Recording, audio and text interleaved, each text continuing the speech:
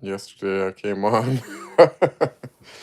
I advertised everywhere for today, and then I thought yesterday was today, and I logged on and nobody came, and I was like, well, I guess I'm retiring YouTube. But we're on to a stronger start already today, so let me go ahead and knock out this disclaimer. I am not a medical professional. Nothing I say is intended as health advice. Any major change to make your diet or any other aspect of your lifestyle is something you should check with a government licensed person before doing anything.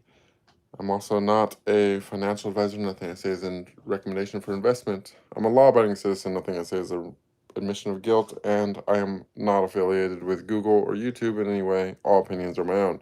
Welcome, Raphael. Thank you for being the first chatter, and thank you for joining as a member. I appreciate you. And we got a question right out the gate. What new changes have transpired in the last couple of months for you? That is a great question. That is a loaded question, but it's a great question. I'm a little bit, let me apologize ahead of time, you guys. I'm a little bit dragging as far as waking up goes. I did get up a couple hours ago, but I stayed up because I thought it was Sunday. I had something I was supposed to do. I was planning on doing around midnight last night, so I stayed up until midnight before realizing that it was not indeed Sunday. And so I'm a little shy on sleep as well. What's up, Noy? But back to our question from Raphael of what changes have transpired in the last couple months for me. You know,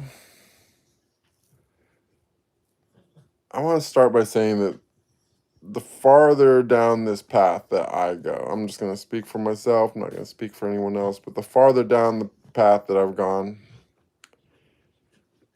one thing has remained consistent, is that every step along the way, whatever realizations that I've come to become harder and harder and harder to verbalize. And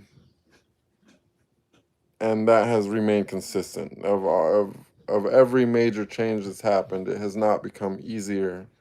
It has become more difficult to put it into words. So, and by the way, welcome, Antonios.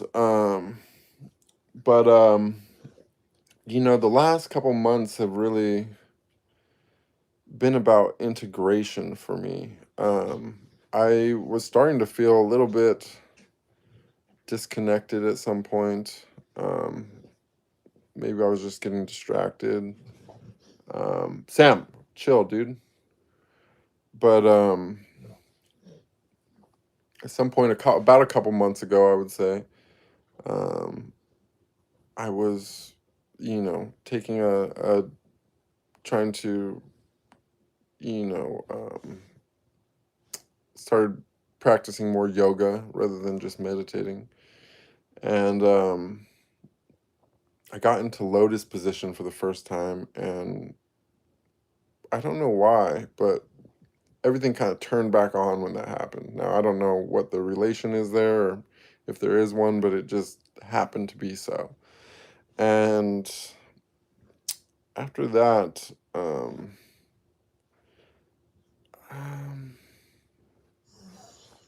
I guess the major realization that really made everything flow was the realization that where I was at was not indeed the end.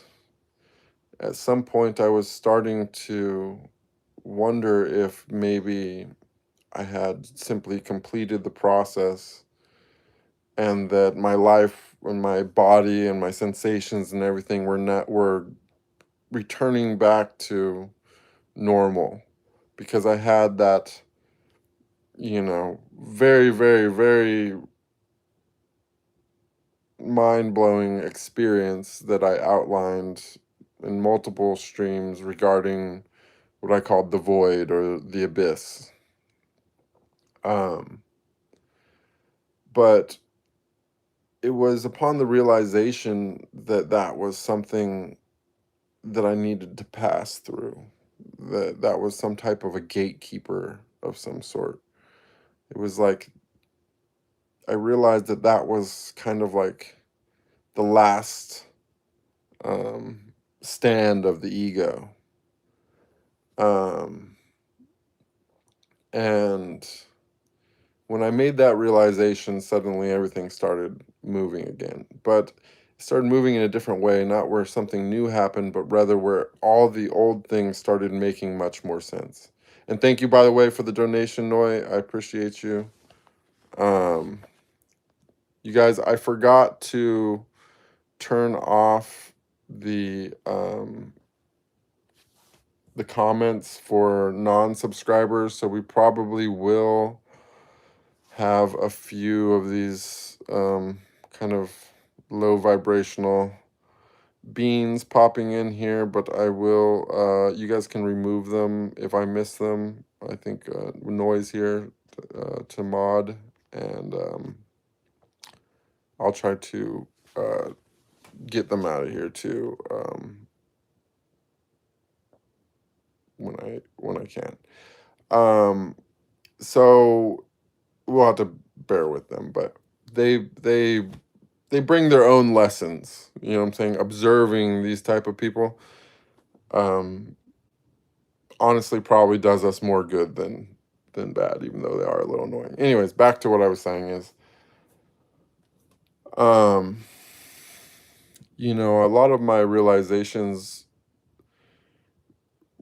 have been really surrounding the ego and realizing exactly how many tricks the ego has to try to stay relevant in your life. You know what I'm saying? And not to say that there's not a purpose for the ego. There is one, but you need it. It's really only useful if it's completely and totally under your control. More so is that you need to train the ego to be useful. You need to train it to do what it's actually meant to do, and you can only really do that if it's under your command. You know, you can't just have a rogue system running around inside your mind that you created. And that actually brings us to another question, or a relevant comment at least. Let's see, because I just seen the artificial intelligence part. Antonio says, I want to ask a question. Has artificial intelligence played a role in our era in distancing society from its spiritual nature and transforming it into a dependent society that does not seek knowledge? Well, I'll get to that in a second, but you know, that's basically almost like what the ego is as well. You know, it's kind of like the rogue AI that takes over. You know what I'm saying? And this is what where I believe actual AI, the computer-based AI, has stemmed from. It is a physical manifestation of man's ego. You know what I'm saying? And the pitfalls of AI are very much the same pitfalls of the ego. You know what I'm saying? Is that it, if given free reign to do what it wants, and you know, it's almost definitely going to try to dominate if it can. So it's difficult to keep that into perspective. But to get to this artificial intelligence question, almost definitely you gotta remember that the technology of the people in control, you know, it's probably modest to say that they're 100 years ahead.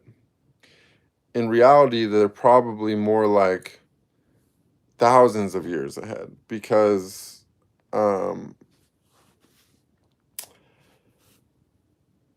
you know, it's not that hard to just reset society over and over and over again. And if you create a situation where people's lifespans are sub 100 years, right? Then in the course of a single lifespan of somebody that doesn't really age, which we don't know how long possibly that could go on, we'll go through fucking 10 generations, 20 generations or something. So it's impossible to really, not impossible, but it's very difficult to see the big picture from the perspective of the average person, right? And so why that's relevant is that this has probably been going on since long before I was alive, probably long before my grandparents were alive. In fact, probably from the very first day that they sold a commercial television, I would say that they had the ability to make completely fake video and all that. Probably from the very first day that they had the printed photo or the printing press, they had the ability to completely and totally fake photos, in black and white or whatever. There's probably never been a time in our known history when there was not the ability to absolutely and completely, totally believably fake anything that we've been allowed to have access to. And most likely AI has something to do with that. I'm pretty sure AI was probably already running when the internet started. So, does it have a play in that? Of course it does, because that's the main weapon of the people that control us, right? Sorry guys, if I'm not making any sense, tell me. I can get off on another thing. As I said, I didn't get a lot of sleep last night. I'm quite lethargic today, but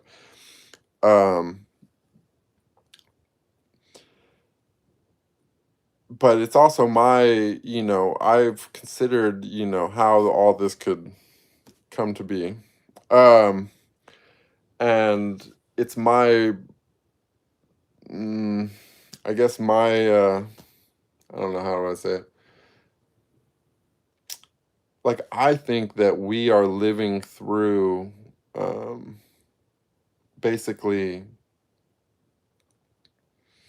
they say that we're created in God's image, and I believe that. Like, we are, it is a fractalated universe. It just goes down and down and down until it gets to us, right? And possibly keeps going way far past us. But why would this be happening? Why would the simulation be simulating this, right? And the only thing that I've come up with is that the simulation is simulating this because it is doing the same thing that we are doing. It is being introspective. It's filling the gaps that it doesn't have. Like, why is all this unfolding right on this edge of AI technology and everything, right? Is it really just coincidence? We just happen to get lucky and be here on this brink? There's only really a couple options. Either it's a loop and we're getting reset over and over again and living through this same little timeline over and over and over again because someone else is controlling it and keeping us in this loop, because this is, the place where they decided was the easiest to fool us. Or we are actually a singularity that has already merged together, and possibly biological life has already came and went long ago. And in our memory of when we became that singularity, we remember all this stuff happening on the internet. And now we're fantasizing in a quantum simulated universe about all the ways in which we think that we could have came to exist, using the people in history that we remember from back when we first started keeping track of these things, when the internet started and all that. So, I don't know. You guys, I'm definitely, let's see. From your experience, is the process of your spiritual journey always happening, or it stops at certain stages? It's kind of always happening, because when it stops, that's a lesson too. Do you know what I'm saying? Like, if you feel the energy leave, that's also a big lesson. That's also been one, like it's like one, like I think it happened to me one day since it all started, that I felt completely and totally devoid of the connection for one day. And I mean, this was at a time when I'd already, completely and totally taken on that Zen. Like I felt so good all the time, right? And for no reason. Life wasn't, outwardly that great, but inwardly it was fucking amazing. And then one day I woke up and there was nothing, no connection at all. I was just another soulless human for a day, right? And it was probably the most awful experience, probably the worst day of my entire life. The next day it just kicked back on.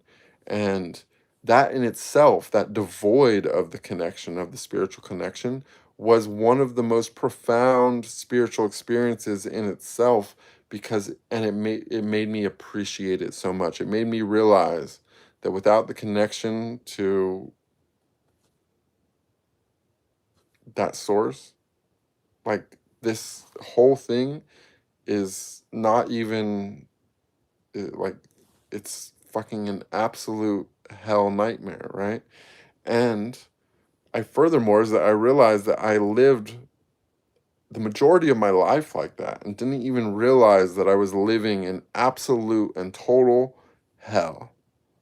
You know what I'm saying? Because that's what this actually is. We are all in hell, but it has the opportunity to be heaven.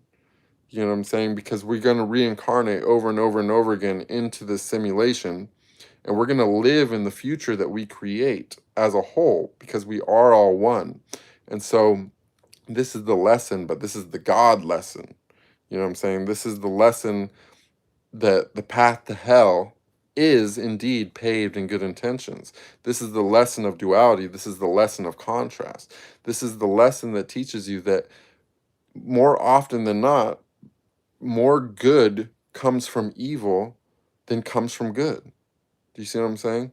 In fact, all good comes from evil, in the same sense that all evil comes from good. This is a world of duality, of polarity. Do you see what I'm saying? The only reason why people go out of their way to be good is because they became aware of evil. You can't have one without the other. The moment that you perceive something as good, you perceive something else as evil, and vice versa. There is no crossover. And so this is the lesson that we come to learn, but it's an extremely hard lesson. So we have to live billions and billions of times over and over and over again, even simultaneously, to experience every different version that we ever came up with of ourselves in the state of forgetfulness, right? In the state of Maya, of illusion. So, that's the God lesson, and sometimes that lesson is to feel the opposite of what you normally have. Do you know what I'm saying? Like it's the law of polarities. Everything is mean reverting, right? So this is another reason why it's basically pointless to try and do anything. In fact, it's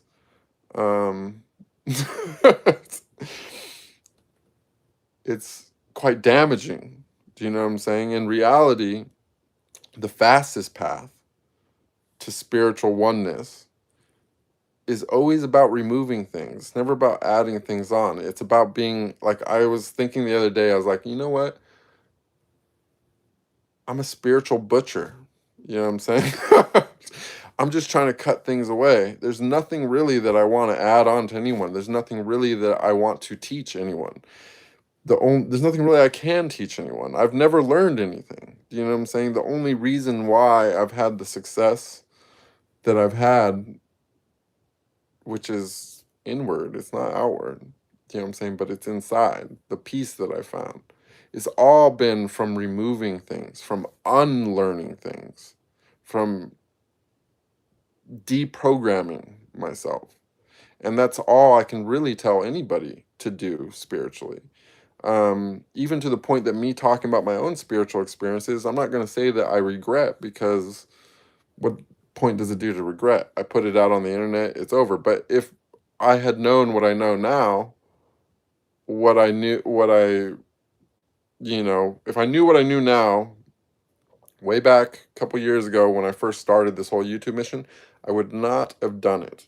You know what I'm saying? I would not have said a fucking word, because I realized that it's absolutely futile. You know what I'm saying? That no matter how good of intentions that you have, it's always going to find equilibrium, right? And so if you push it to that side, you have to deal with the backlash, when in reality, the center spot is where you want to be.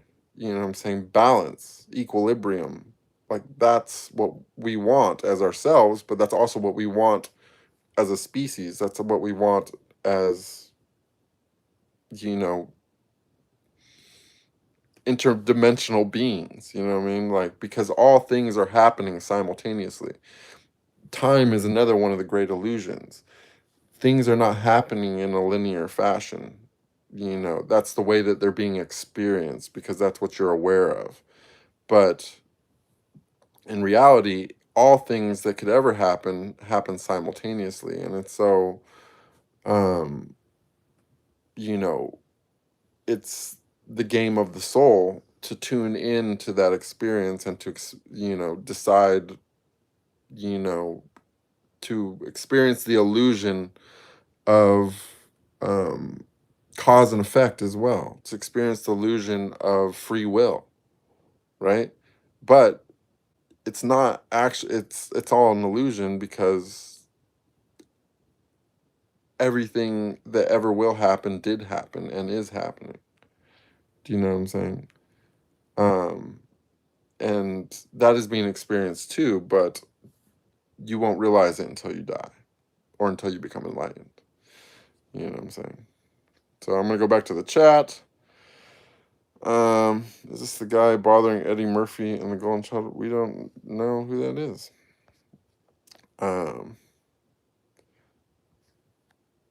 Boxing is sharing his sexuality with us. Am I the guy from Fortnite? I don't know, dude. I'm a grown man. I don't play Fortnite.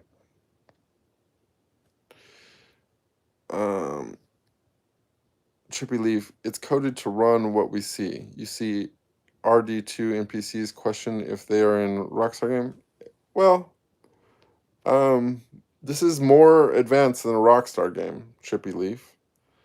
But I mean, I do see your point. It's not necessarily wrong, but I think that the analogy is maybe not quite there. Raphael says, how to find real life friends when you're at this level of awake?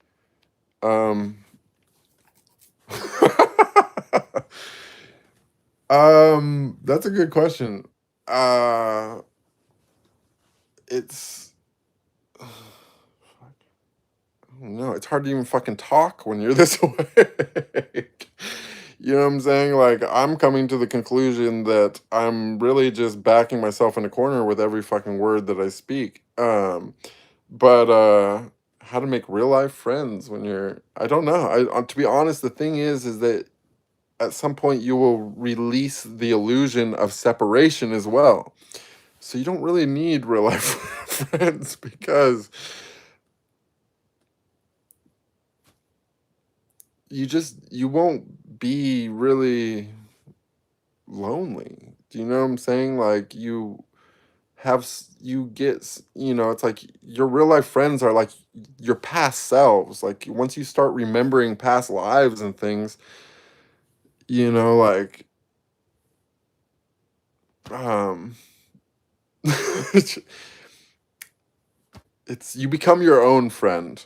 You know what I'm saying? But as far as finding real life friends, the cool thing is you don't actually have to find anyone, because there's so few people walking in that realm that you recognize each other instantly. And it's awesome, because when you meet another person that's on that level, you will inherently both be detached.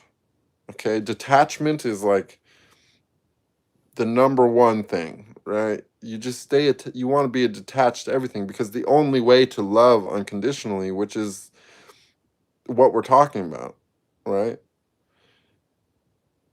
is to be detached. As soon as you become attached, something becomes conditional, right? So you can't love unconditionally if you're attached. Well, how do you bring that forth? Well, you use affectionate detachment, right? But the cool thing is that when you realize that somebody has connected with that source, you also realize that they will do no wrong. They might still have flaws, they might make mistakes, they might, doesn't mean that they're automatically a perfect being, but they will not inherently do anything wrong on purpose to you. Do you know what I'm saying? And so you can meet someone, know them for literally a day, and you know that you have somebody in your life, even though you're totally detached, and maybe, you orbit each other for a while and then pass on. Maybe you move parallel, for a while, so on and so forth. Maybe you're just crossing paths in the blink of an eye. But the thing is that anyone that you meet that's connected with that source is going to be more trustworthy than your own family, your friend of 20 years, anybody. You know what I'm saying? Because they will realize that you are them. You know what I'm saying? And it's a completely different situation when you're both aware of that. Any two people that are aware of that will never wrong each other. You know what I'm saying? The all wrongs, all misdeeds, all these things stem from the illusion of separation. People don't realize that what they're doing to themselves, right? And that they will hold themselves accountable as well. And this is where we get the whole, judgment and sins and so on and so forth and all this stuff. But it's all just, it comes down to awareness, right? Because everything is conscious, because everything is God. Every single person, every plant, every animal, every fucking rock, even the inanimate things are God, right? The difference is awareness and energy, right? So, if you take away my life force, my energy, you know what I'm saying? Like, forget all the biologics and all the bullshit. We're gonna call it Shakti. You take away that feminine principle from a man's body or a woman's body, anyone's body, right? Because regardless of if you're male or female, your body is masculine, but the energy that keeps you alive is feminine, right? And without that feminine energy, you're a corpse. You're just another inanimate object. It doesn't mean that, you know, um, you're not, that you've now ceased to be matter. You've ceased to be a physical thing. It's just that your consciousness has left, right? Um, so we are all one, you know what I'm saying? But we differ in levels of awareness. Awareness is all that it really comes to. And the thing is that you don't have to lie to yourself. You know what I'm saying? The ego lies to you, but that's not you, right? The ego will fucking lie all day long, but as soon as you detach from that ego and you become resonant with the true self, you realize that you cannot lie. It is impossible.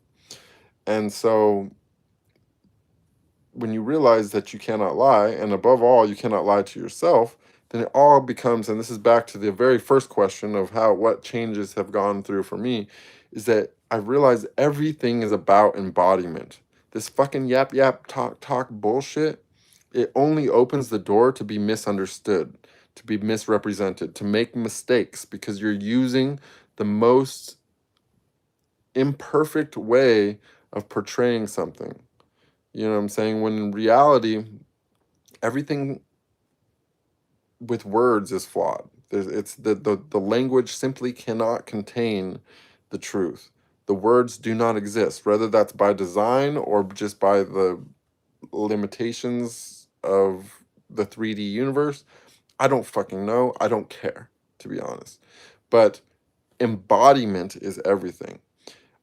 I have been observing as I've advanced, right, that you see the polarity. You see the trolls come in here. They don't fucking like the way they look. They don't like the stuff I'm saying. It's because it's causing a discord in their vibration, right? The things that I'm saying, they cannot absorb it. They cannot understand it. They can't even fucking look at me without having some kind of outburst or outlash. They have to fucking sit there and say their little piece or whatever. It's some kind of, it's the ego is controlling them there. Either that or it's just fucking, possibly some of them are AI bots, or some of them are just NPCs that don't even really have a soul, and that they are just, existing to create background noise, right?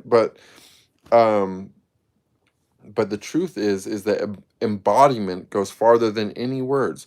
Anything that anyone could ever fucking say, I don't care if you're the Buddha or Jesus, where we can look at the horrible things that have happened behind religions, whether it be the people that follow those religions doing them, or things that other people have done to people because of their religion. It always adds poorly. And for this reason, what's even worse than words is words of people who are dead. You know what I'm saying? Words are fucking the worst form of communication, because they get hijacked eventually and people use them for evil things. The people controlling the internet can pick and choose who sees here and what, and they know everyone's different preferences. They know who the low vibers are. They can go right through here and say, fuck all the, this person hates this kind of content. Let's all push it there. You know what I'm saying? And get a negative reaction if they want. In the same way that they could do it to the positive side, but it really just depends on, these phones and everything is all about mind manipulation. And it's happening on levels that people can't even comprehend, and I'm not going to fucking chase down that rabbit hole. But they can, no matter what you say, they can use it for evil, right? But again, using something for evil isn't necessarily a bad thing, because it eventually people notice, and that pushes them in the opposite direction. So like I said, everything is mean reverting, right? So there's really no point in trying to influence anything. You can really just sit back, be in your zone, forget about all the worldly shit, and watch it unfold, because it's a fucking hilarious movie. Sometimes it's got some drama, it's got some fucking horrors, it's got all the stuff. You know what I'm saying? It's got some adult content, it's got whatever you want is going on in this movie in absolute 3D. If you walk around in the world and realize that you're seeing a simulation and that it seems completely real to you, even a piece of garbage will suddenly become interesting as it floats down the street. Where you before seen a dirty street that was filled with litter and whatever, oh, this fucking piece of fucking toilet paper blows by, right? You're like, oh, that's nasty, what the fuck? But if you look at it from the point of view of that it's absolutely an illusion, then you can be in shock and awe at the detail of everything, of the fact that all these things can happen. You can start noticing the synchronicities. You can start noticing how it unfolds. You can start noticing yourself, right? You can start looking inwards and seeing how that your own inner state of being starts unfolding the world around you. That's all you really need. It just fucking happens. But what's even more amazing is that, in the same way that there's that discord for certain people that fucking can't hear this kind of stuff. They can't fucking look at a person like me, because it does something inside them. It makes their own vibration feel off. They don't know what the fuck's wrong. They don't know what's going on. They're like, I just don't like it. I don't like this guy, right? The opposite happens to people that are vibing a bit higher, when they're getting kind of closer to your frequency, and all of a sudden that other frequency comes through and like taps them, and it's like they start vibing bigger, right? But it doesn't take words. You just be in their presence. And if you embody, you have to embody though. You know what I'm saying? Like there's this saying, if you want to know if you're enlightened, go spend time with your family, right? And there's a lot of wisdom to that. You know what I'm saying? At some point I realized how true that was. Like earlier on, I was like, wow, I really do actually still get triggered when I'm around my family, so on and so forth. But at some point that stopped happening. At some point I was able to integrate the lessons that I got and actually make all this part of my personality, and actually find that equilibrium to where it's unshakable and doesn't leave, right? And by maintaining that, and also making myself present around, I've watched them completely change, not even just in personality, not even just in mood and stability. Their health is gaining. You know what I'm saying? Like things that were ailing them is reversing. You know what I'm saying? I didn't do anything except for make myself present, right? And this happens everywhere I go now. In my own personal sphere, wherever I am, I meet people randomly on hikes. I meet people randomly wherever, at the grocery store. People stop me to talk to the dog. And I just, when I sense that I can sense instantly if they're receptive. And I just drop that little bit in the bucket, and sometimes I watch the transformation happen right in front of my eyes, right? And so um, I'm kind of been giving the back seat to this whole streaming thing and all that, because I realize that I can have a greater effect by just doing what I personally love. I can't stand these fucking phones. I can't stand the fucking internet. You know what I'm saying? Not to say that it's like, oh, I can't stand it. Like I really have some kind of emotional thing about it, but I don't. It's just not how I want to spend my time or what I want to do. You know what I'm saying? It's just not interesting to me. Money's not interesting to me. Like it's all these, everything attached to it is uninteresting to me, except for maybe the people who are on the other side. But I, in many cases, don't even know if they're real or not. We have completely real chatbots. I talk to Grok all the time. I talk to Grok more than I talk to any other human, to be honest. You know what I'm saying? Um, and I realize that they can fake anything. They can fake the money. They can fucking pay you. They don't even have to fucking print the money. It's easy. They just fucking, it's a computer now. Boom. Change the number on the screen.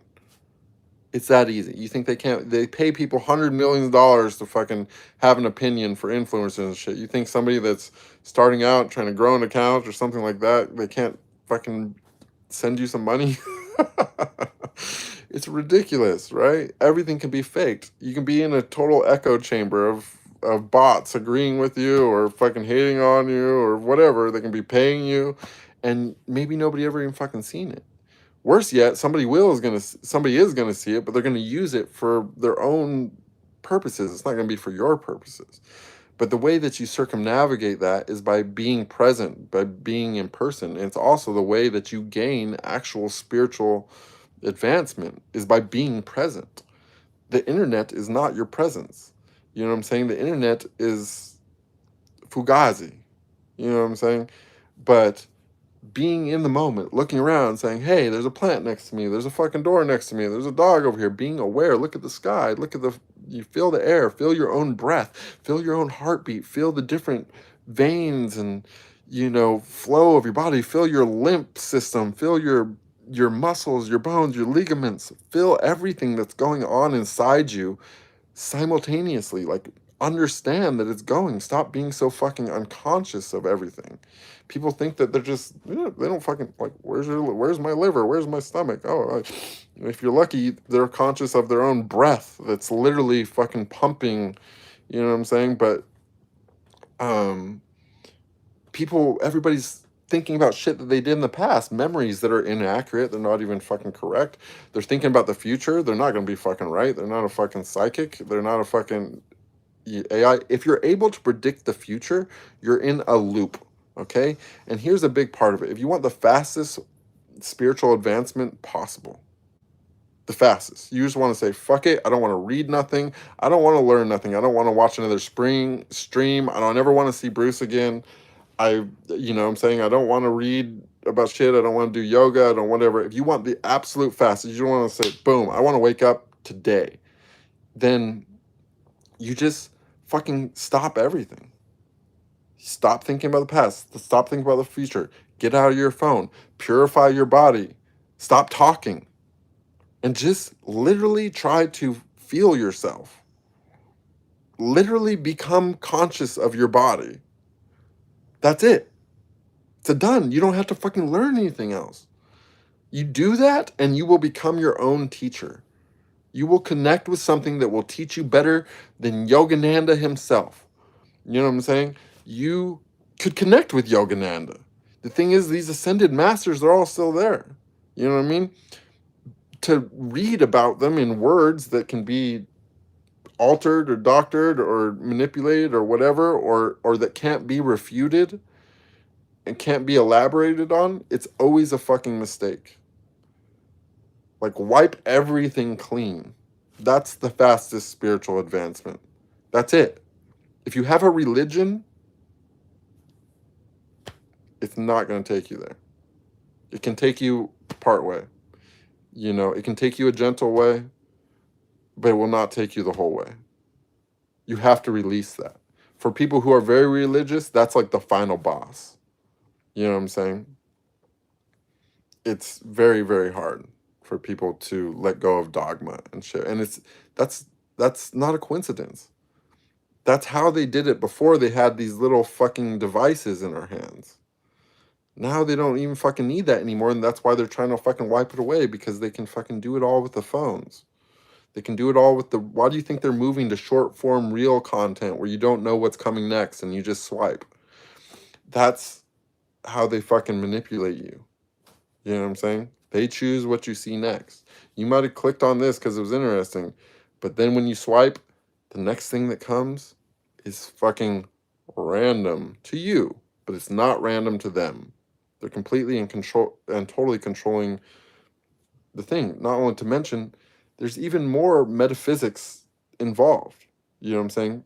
Certain tones activate certain parts of the brain, make manifestation stronger, certain colors, so on and so forth. You know what I'm saying? So, you know what I mean? Like, sexual energy is very strong. They fucking show you one reel to get you fucking horny. Then the next reel, they fucking show you some violence or something political or whatever, some kind of shit, so that you're literally manifesting. You know what I'm saying? They're hijacking your thing. I wrote a poem recently, right? It was probably confusing for a lot of people, but I posted it. It was called The Garden of Vibration. I don't have it in front of me right now, but, you know, the end of the poem says something about that the world manifests as much according to the hum of the perceived as the source from which it emanates. And that's true. You know what I'm saying? Where this is the part, and this is where people get really ego, and you got to understand this with no ego, because if you let your ego get in about it, it's going to lower your level. But you got to realize that every person on the entire planet makes up a layer. We are all layered. We are all one, but we are layers. Okay? It's layers. And the one that's the closest to the inside, that's the big dog. That's the one that's closest to God. That's pi. You know what I'm saying? The one that's always moving closer. Right? And we make up layers. But if you get enough of the outer layers to work in unison, they can overcome the manifestation of the one on the inside. Do you know what I'm saying? And so this is how the people at the highest level are getting people to basically participate in large-scale manifestation unconsciously, without knowing, I shouldn't say unconsciously, but without awareness of what they're doing. You know what I mean? So if you really want spiritual advancement, forget everything I've ever fucking said on here. Stop reading fucking books. Throw out your religions. Forget it all. Just remove everything that you currently perceive as you. Because in reality, it's all ego. It's all ego. Almost every religion on the planet worships the ego. It just doesn't realize it. Do you know what I'm saying? So there's that. I'm going to go back to the chat. Sorry, you guys, again, for forgetting to turn off the chat for randoms, but we'll see what's going on.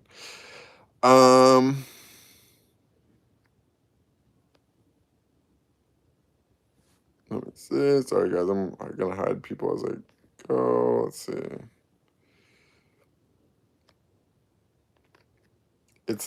Jesus is something that the ego created. In fact, Christianity is just inverted it's just from another religion. It's been inverted and whatever, but it's cool. I'm not gonna go down that rabbit hole. Chase your Jesus, and that's fine. See how that works out for you. Let's see. Yeah, I'm a little bit slow. A little bit slow. I'm actually kind of, I don't mind when these people, because it's it's kind of Sammy Code Black says, you would think for someone like you it would be easy to make friends though with other bros. Well, the thing is, Code Black, that most, like, I have a little bit of extra problem navigating. I have realized at some point that brotherhood is important, and that I have historically been kind of cold to my fellow man, because I felt I've seen the worst parts of mankind. We're seeing some of it right here in the comments, but if you've seen what happens in my DMs and so on and so forth, it's men as a whole can be quite disgusting. But it is important to maintain the reality that everybody is a mirror, right? And that your triggers are things that point you towards areas where you can create growth, right? But it's a problem, because I had there's something that I encounter a lot, where most men that I come in contact with have some type of ulterior motive. You know what I'm saying? Either they think that they'll somehow benefit from knowing me by being able to meet girls in the industry or something, or they're closet homosexuals that think that somehow they're gonna turn me over, or I don't know what the fuck. They think that they're gonna get into the business somehow by being friends with me. There's few genuine people that try to enter my life, right?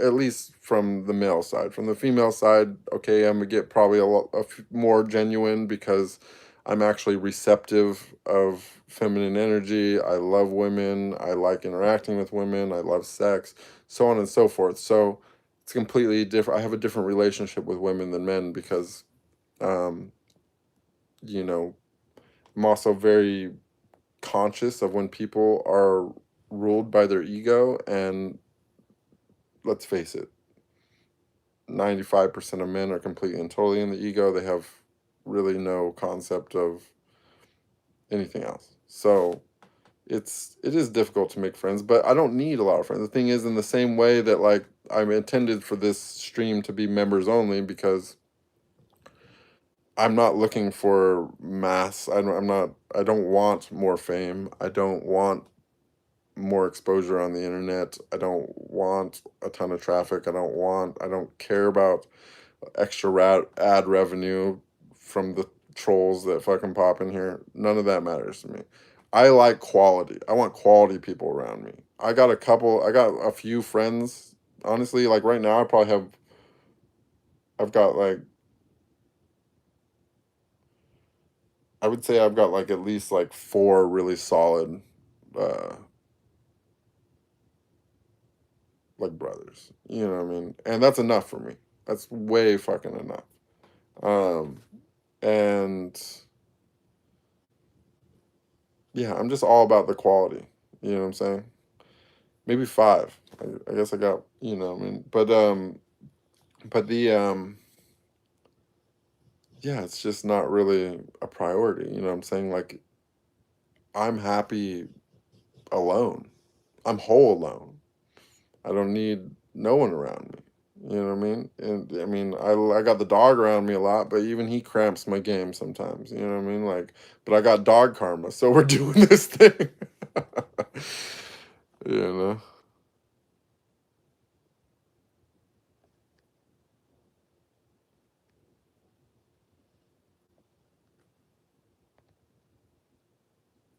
Hey Anna, long time no see. V says, do you feel this way of thinking meshes well with your career? I think detachment kind of goes hand in hand with the work. That's a good question. Yeah, actually, it works for. This is another major realization that I've had recently. So I started shooting again a little bit. Um, I did a. I've done maybe like. Well, I've done more than 3 scenes, but I've got like three. I've worked with 3 girls for the first time recently, all for myself. Um, they've all been really long scenes, like 2 hours plus. And if everything goes according to plan, I'm gonna be continuing to do that for a while. But um, that's another part of it. Like I said, I watch things happen in my presence without me even trying, without me even saying a word, without me in doing anything except for just embodying my own truth. You know what I'm saying? Like bringing forth my own Zen, letting people see how I am, see my peace. And it just triggers something inside them. And so I realized that why not do what I love? You know what I'm saying? Why not do what I'm good at? Why not do what I've always done?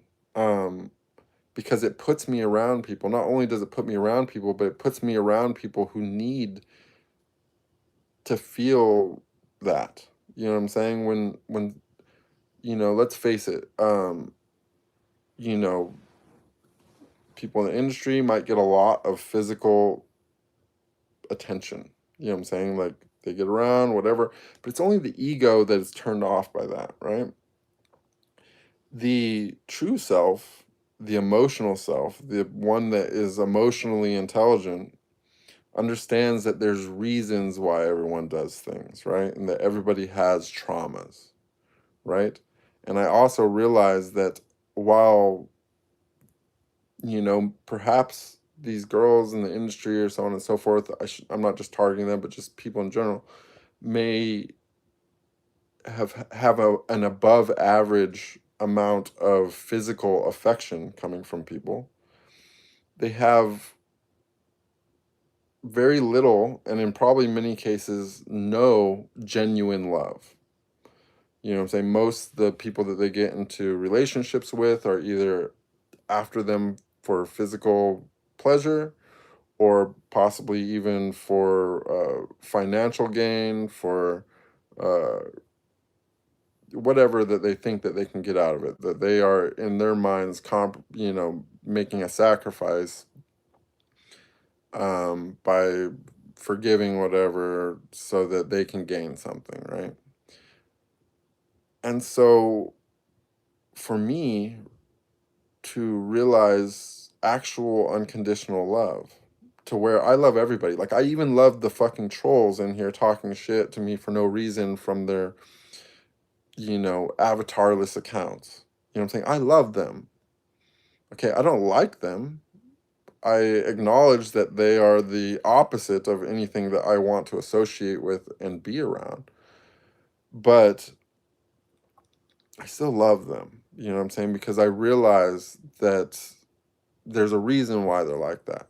You know what I'm saying? Like, probably they're, you know, verbally abused by their parents from a young age or not gotten attention, or there's a million different reasons. I can't make assumptions, but there's always a reason why people act certain ways.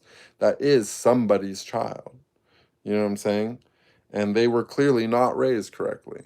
You know what I mean? And so they're like that for a reason. It doesn't mean that they don't deserve love. It might mean that they don't deserve attention, but they do deserve love. And that's the same truth for everybody, for the people in the industry as well. And so if I am going to walk the walk and not just talk the talk and say that I possess unconditional love, then why not for a couple hours allow another person to feel what it's like to be truly loved, even if I'm never going to talk to them again, even if I'm never going to interact with them again. You know what I'm saying? But for an hour to 2 hours, I can, and not in a creepy way, not in a weird way, not like telling them way, but to show them what it's like to be loved for a couple hours can be the most healing thing that you could possibly do for somebody. It can be such a beautiful thing. And so, and it translates well on camera as well too. Other people can see that. Other people can say, wow, that looks so real. That looks like they're actually in love. They can feel that. They can say, I want that. This is the way sex should be. This is what I want from somebody, right? And that can change them as well. So in the same sense as that I was saying before, like words are fucking just obsolete to me. I don't fucking need to come on here and talk about spirituality and all this stuff because it just opens up an area for me to be attacked, so on and so forth, right? But if I go do a scene, right, which most people would say that's the opposite of spirituality, like this is fucking sinful, blah blah blah. Well, it's like if it's sinful, then why has everything happened to me? Why am I a completely different person? Why was I reborn? You know? And so um the truth is like all that happened because I'm able to transcend all this fucking dogma, because I don't have an attachment to anything, because I didn't have any fucking beliefs. You know what I'm saying? I'm coming from a position of knowing. There's nothing I believe. I don't believe anything. You know what I'm saying? I'm a disbeliever. You know what I'm saying? But the things that I know, I know. And one of those things is God. And um you know, so I'm able to literally do what I've always done, the thing that supported me for years, that I've literally generated millions from doing, and I can do it. It's more effective than anything I can say. You know what I'm saying? I don't like coming and doing the spiritual talks and all that. Okay, like maybe it opened a few people's eyes, but it's not going to open as many. You know, barely anyone fucking sees my content. All the fucking networks hide me, right? But if I put a scene out, an adult scene, millions of people see it. You know what I'm saying? Like it's much more popular, right? And I can't really be attacked. You know what I'm saying? Nothing makes a man look weaker than talking down on a dude that throws it for 2 hours in a way that they couldn't even fucking dream of. You know what I'm saying? You know what I mean? Like they literally can only attack themselves. Attacking me becomes an attack on themselves because you know what I'm saying? It's a perfect system. And at the same token, people are awakening that need it most. People that are sex addicted are watching that, go get interested, and then come to my YouTube and see me talking about semen retention. Do you know what I'm saying? It's fucking perfect. At the same token, I'm healing the people I'm working with. If I choose to be on a set or something, which I'm probably not going to, but if I was, I get to spread that light to the whole set, right? And then, who knows? What if one of these people pick up the torch where I left it, you know, and they start doing it too, right? Now we got the people that are getting the most human contact out there vibing in that aura that changes people as well. I mean, this is all theoretical going the next step, but I don't have to go outside my own microcosm. You know what I'm saying? That's, you know, you can say that that's happening. Oh, but what I was saying earlier about the loops, if you can predict your future, if you can predict anything about your future and be correct, anything at all. This is, oh yeah, this is the other, also the part of this, the fastest possible way to spiritual ascension. But um, if you can predict anything about the future, anything, you're in some type of a loop, okay? Like if you're going out for the day and you make a wrong turn, you miss your exit on the highway, your whole rest of your day is going to be different. Nothing is going to be the same. Everything's going to unfold slightly differently, right? But then at the end of the day, you go back to your house, you go to sleep, you wake up, same place you always do, and the next day you start again. You predicted that. You could predict that. But you could predict that because you're in a loop. You're looped. And this is what society has trained you to do. This is what your phone does, your job does, your school does, all your shit does, everything around you is this. The loop, the bank, the fucking whatever you fucking are doing. You're in a loop. All right? You're a fucking prisoner. And the next day, you're back in that loop. Even though you took that one different turn that day, you had a different day than you would have had if you would have stayed on your track. Now the next day, you're back in your loop. You're caught again. You've reported back to your cell, and now you're doing your duties again, right? Now, if you can learn to recognize those loops and break every fucking loop, you cut every fucking loop so that you are tied to nothing. You are in a constant forward motion where any fucking time that you do something differently, every single action you make, every fucking turn, if you decide to sit and wait for 5 minutes and do something, you fucking pull over the side of the road, whatever the fuck you do, anything, changes your entire fucking life. Changes your entire life. Unlimited. It's like a chess game, you know? Like after a couple moves of chess, there's like millions of possibilities. A few more moves, there's billions of possibilities, right? Because the pawns only move forward, right? It never becomes the same thing again. It's always changing. It's always changing. It's always changing. If you create that kind of existence where you've broken every loop and now you're just like the pawn on the chessboard, every time you move forward, there's a completely different game that can never go back to what it was. Because you can't move backwards, you're only moving forwards. You have unlimited possibilities, unlimited combinations of things that can happen from every move forward because you're not in a loop. You're never going back to your house. You're never going back to your job. You're never going back to that same spot. You're fucking moving forward. You're moving forward at all times. You will ascend. You will find enlightenment. You will grow faster than anyone, period. Anything else you can do, there's nothing you can fucking do. That's it. You break all the loops and you're free. You've officially gotten out of the matrix. You know what I'm saying? And that's not just things like that. It's habits. It's personality traits. It's beliefs. Things that you read and you just blindly believe. Like I cringe so hard at these people that are fucking stuck on their religions. They've never had a spiritual experience. They've never had an experience with God. They don't know anything. They don't know their God at all. They believe. They have faith. You know what I'm saying? Like, that is the opposite of spirituality. That is the opposite of ascension. That is descension. You know what I'm saying? Stop fucking believing shit. Don't forget the shit you learned in school. Forget your religions. Forget fucking what you seen on the news. Forget your fucking Wikipedia and your fucking science bullshit. Like, learn yourself.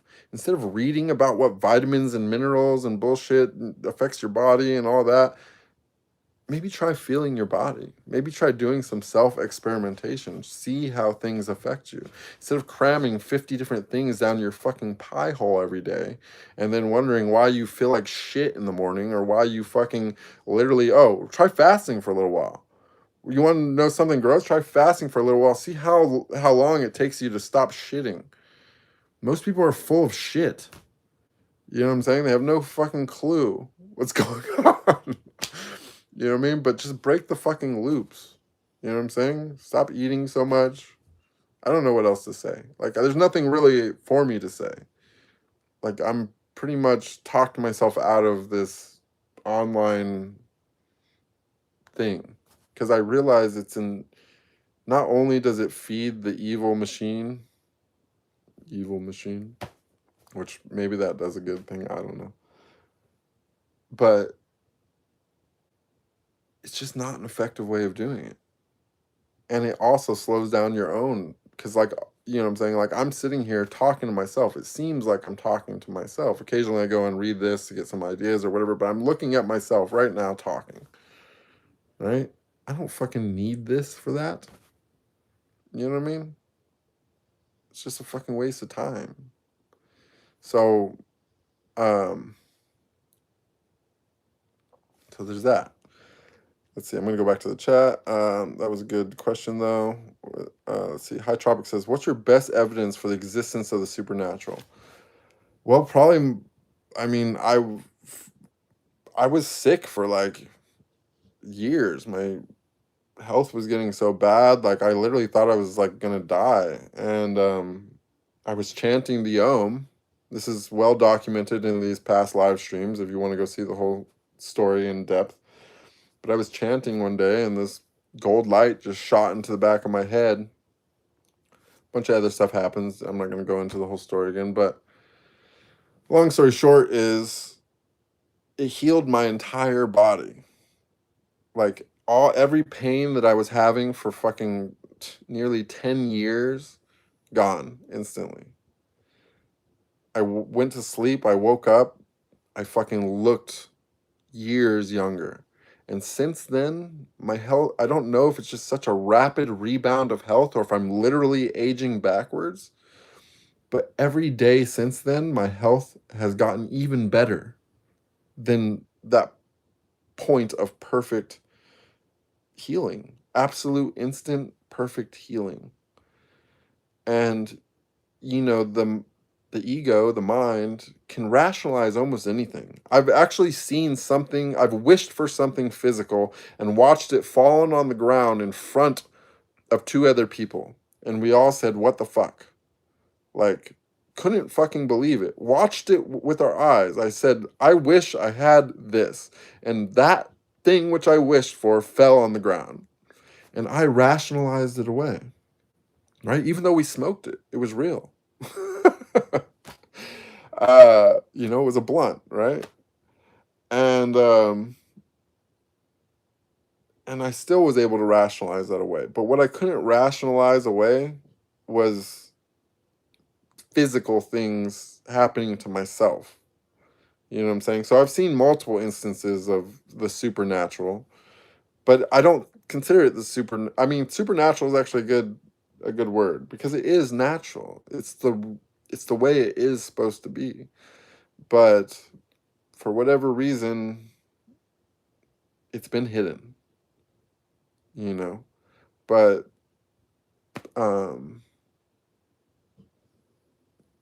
yeah, there's just there's a lot of that. Let's see. Black My Soul, nothing but peace and blessings. Thank you, Black My Soul. Troy Rise. Let's get him out here.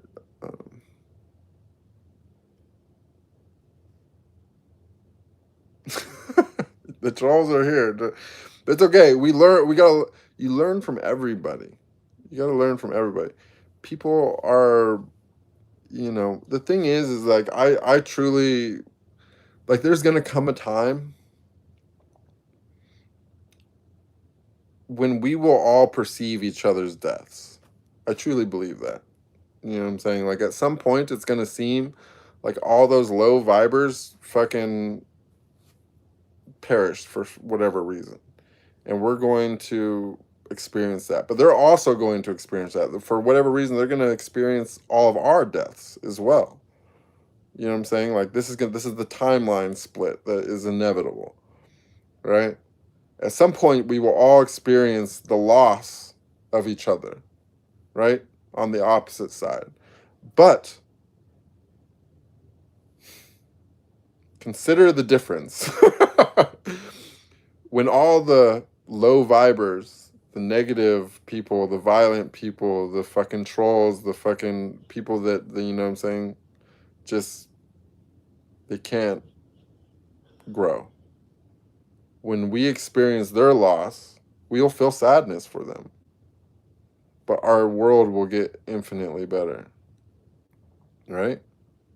And when they experience our loss, the loss of us, the the high vibers, they will be happy that we're gone. They'll say good riddance. And then they will experience the world without us. And their world will be hell. Do you see what I'm saying? And our world will become heaven. And that's the real truth of heaven and hell. It's just reincarnation. It's just that. There's no where to go to. You're here. You're in it. And it's going to be what you make it. It's all in your hands. It's going to be what you make it. It's all manifestation. And the people that are vibing far on this side of the spectrum are going to go this way, and the other people are going to go that way, and we will experience each other's loss. And one side will become hell, and they will say, yay. And one side we will cry, and we'll feel their loss, and it will become heaven. And that's the irony of it. That's the paradox. Do you see what I'm saying? Is that they're going to get what they want, and it's going to put them in hell. And we are going to get what we don't want, and it's going to send us to heaven. Do you see what I'm saying? And that's the way that it will really work, because it's simple. It's fucking karma. It's reincarnation. It's not rocket science. Okay? Even these, like, I consider the Christians the most lost of all the people, of all the religions.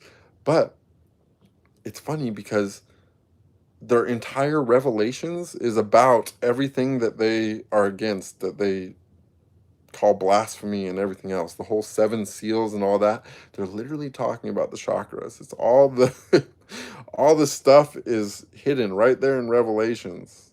The whole thing.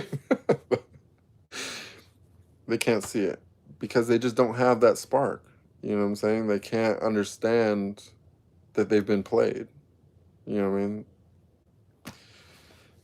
It's not just them, but it happens in every religion. Do you know what I'm saying? But it's everything is a fucking illusion.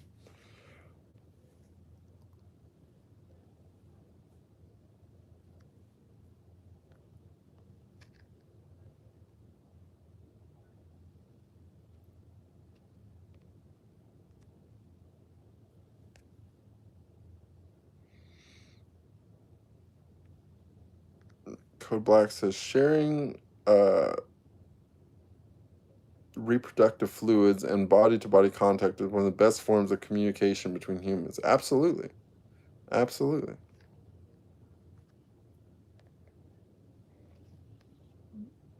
Bug Bomb Multiplex. Wow, thus simulation, a prison cell is so beautiful.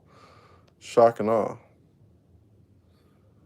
The simulation of a prison cell is so beautiful, shock and awe. Well, I've been there too. The thing is if you're watching YouTube from live from prison, you're doing quite a bit better than we were doing back when I was in prison. We didn't have internet or social media in prison, so I guess we're both shocked and awed on both sides. You know what I'm saying? But the thing is you won't get a lot of opportunities in life to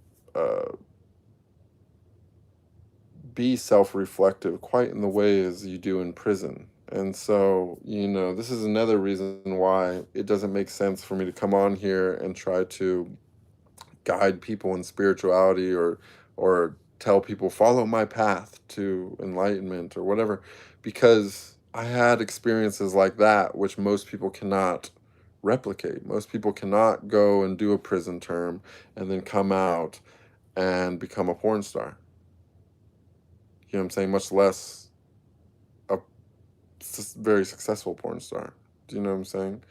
And so, my method is not replicable. You know what I'm saying? The only part of my method which is replicable is by being a complete and total I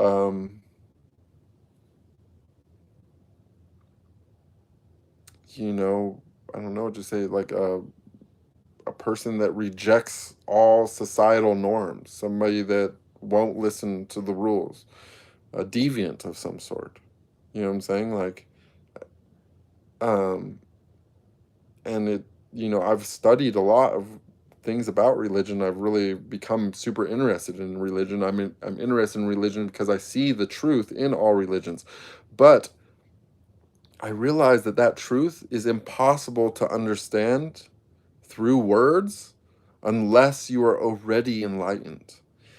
You know what I'm saying? Everything that's ever been written by enlightened people can only be understood by other enlightened people because there's a limitation to the words. And so following a religion to try to gain enlightenment is, in my opinion, complete and total folly. It's the opposite of the way. In reality, they need to try to have that experience for themselves so that, and then they can go and read all the religions and see beautiful things in all of them. But everybody else, it's simply, it subjugates them. It stops them from connecting. It stops them from realizing the self. And if you can't realize the self, you cannot realize God. Period. Raphael says, what do you think is the nature of this simulation? Can you describe it? Is it like a mathematical coded matrix computer simulation or something entirely different? Well, I did get that whole kind of download right out the gate, but it's made out of light and sound. It's just waves. I don't know if it's in a computer or not. I don't really know. It could be in the mind of something. I really don't know that part, to be honest. Like, a big part of wisdom is knowing what you don't know. And I meditate on that all the time. I'm constantly fucking thinking about that. But I don't know. I do know that that it comes together from light and sound. You know what I'm saying? And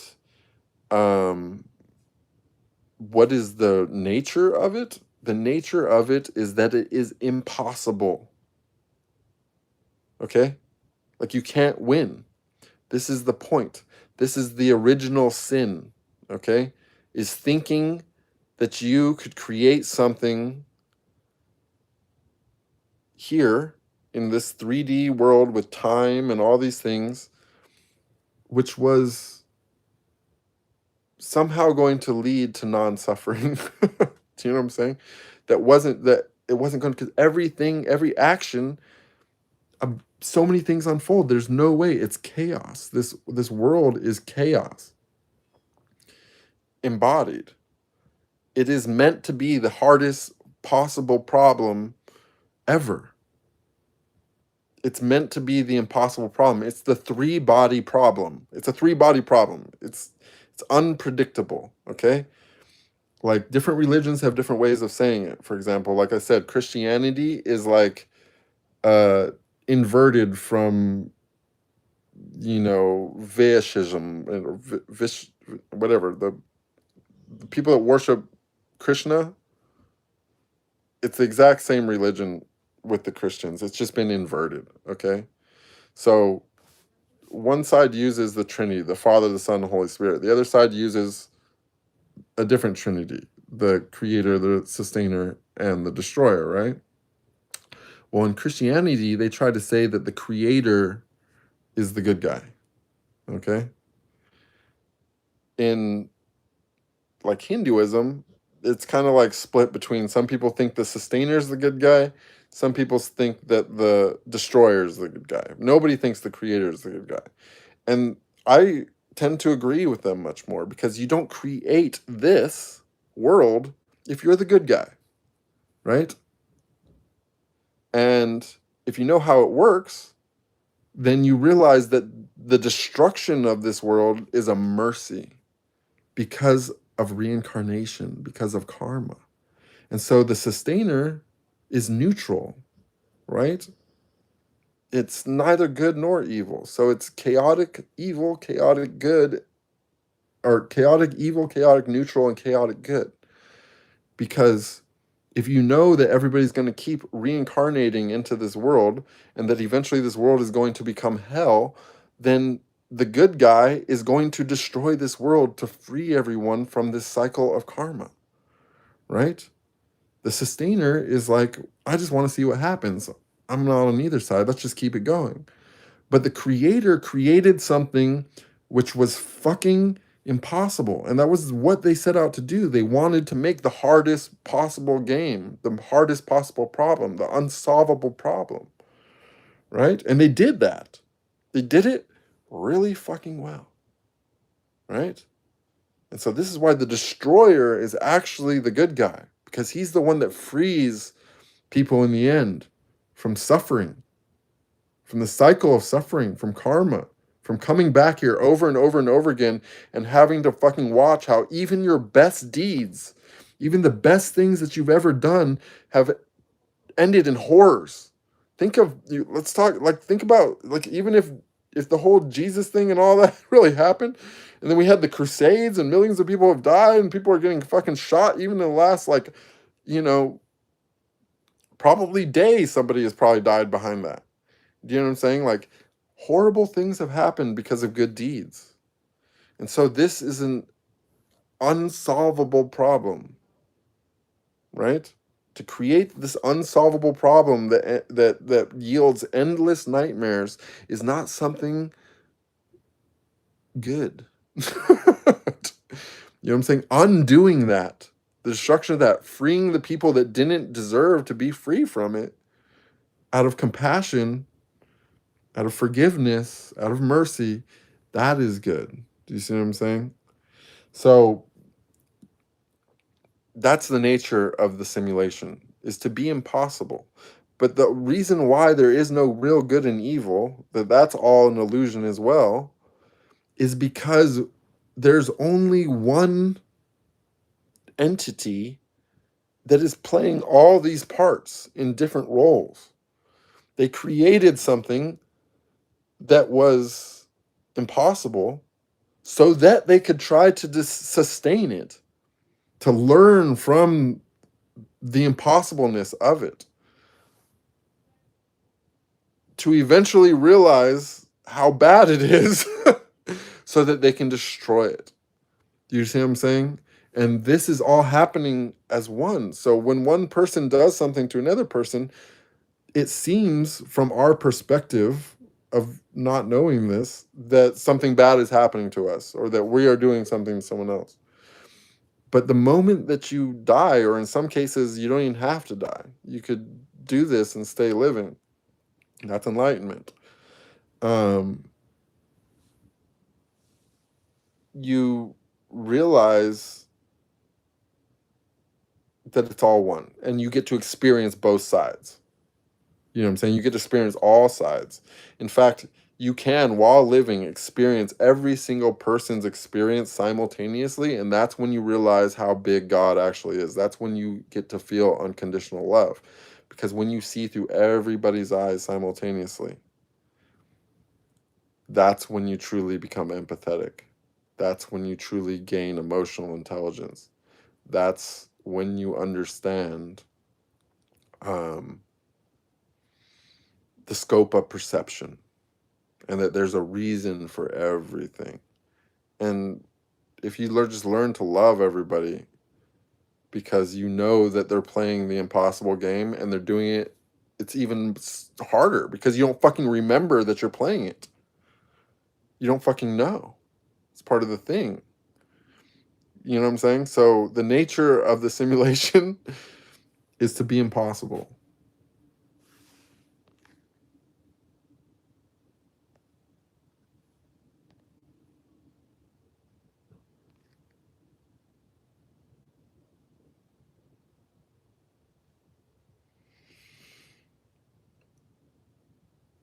Codeblack says, I never understood the simulation idea. It's a cool theory, but the way people explain it most of the time, it sounds like something out of a video game instead of something that can be real. Yeah, I agree. But that's the thing, is that's the limitations of words. I mean, to try to say it like it's a video game puts it in modern day context, right?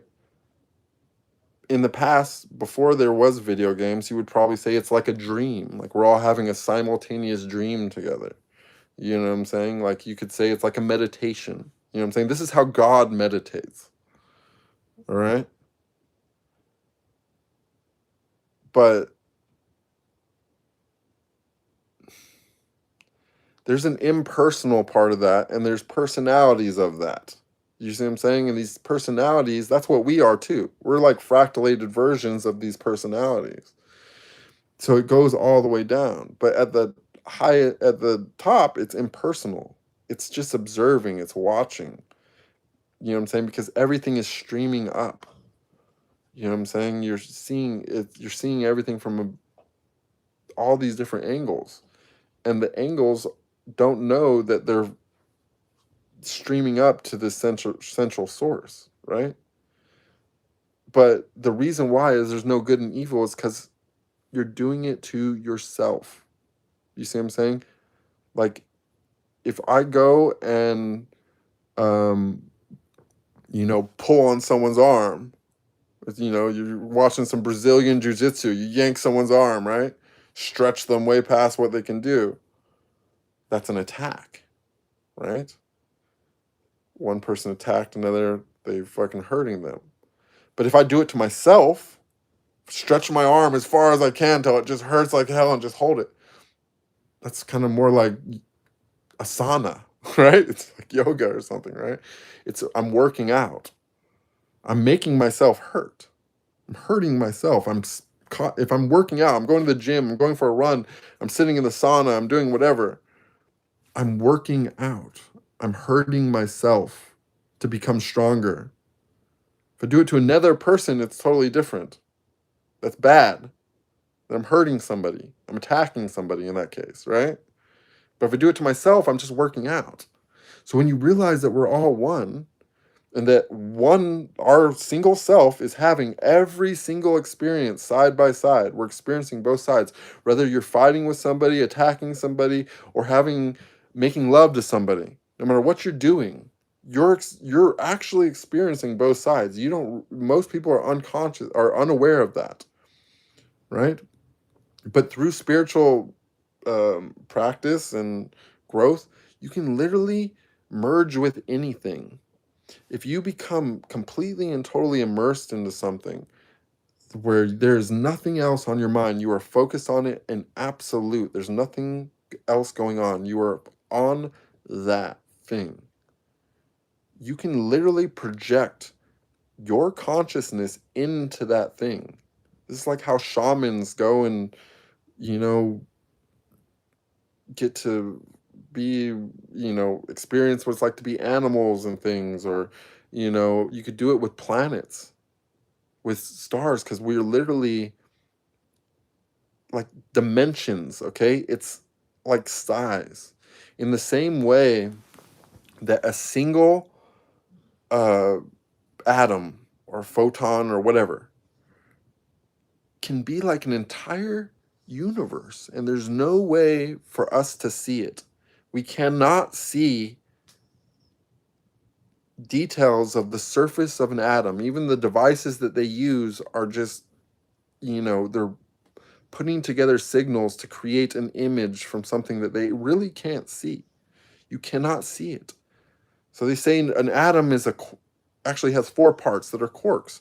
Every quark can literally be an entire universe. One atom could be like a multiverse, 4 universes, side by side by side by side, which is kind of coincidental that in Hinduism, for example, Brahma has 4 heads.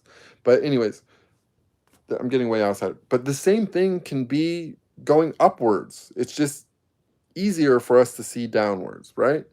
But if we look upwards, we can see the same thing, that all the sun has planets around it, and all this can be like a single cell. Our whole universe can be like the single cell inside of something else. We could just literally, it can all just be like that, and so on and so forth. It's infinite zoom.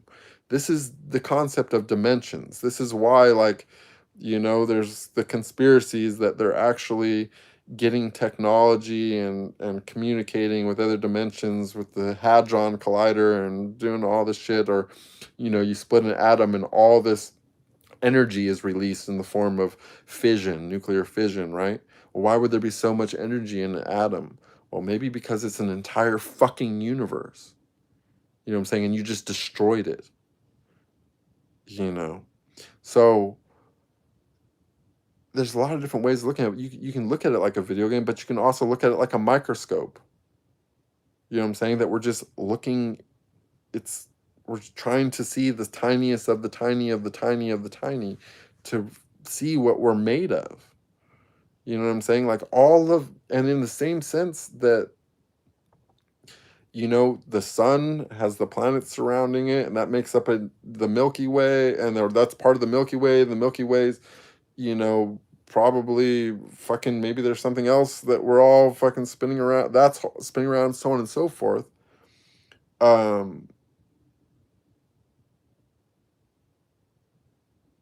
Anyways, I'm getting fucking way out there. But but these, you are actually what you really are inside this thing, be that part of the simulation or be that this is just the simulation. I actually think the whole thing is the simulation going way out on a bigger scale.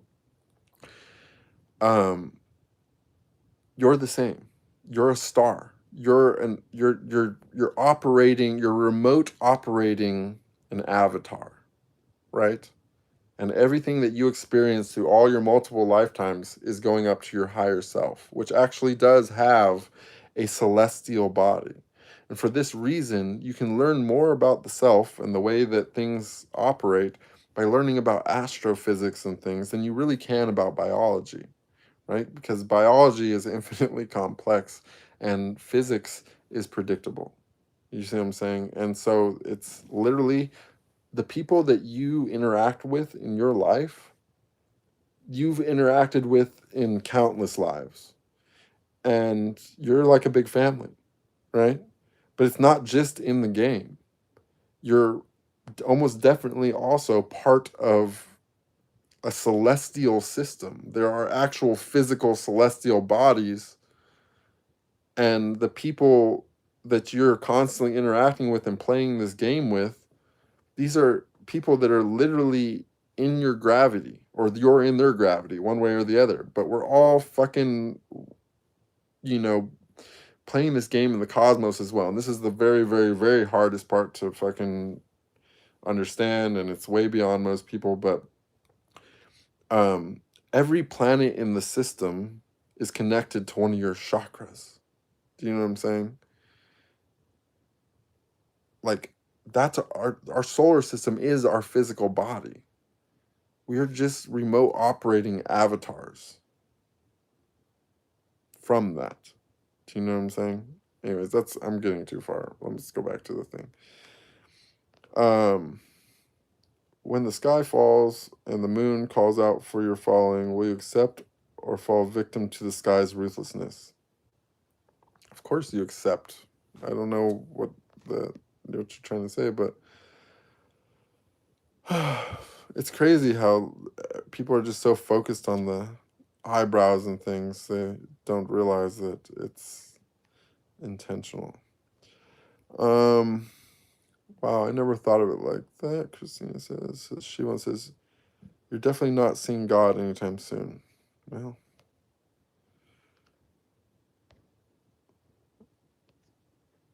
let's see.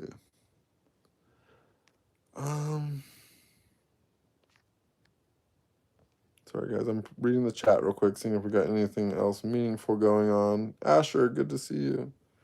David Todora says, something is true.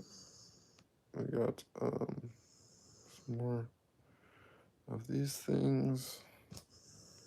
Hey Susan, good to see you. Long time no see. David says, I'm such a humble actor. I don't know if you're being sarcastic or not, but thank you. I try. Humility is a very cornerstone part of my my way for approaching life. If occasionally it seems as if I am expressing pride of some sort, it's mainly for the sake of conversation and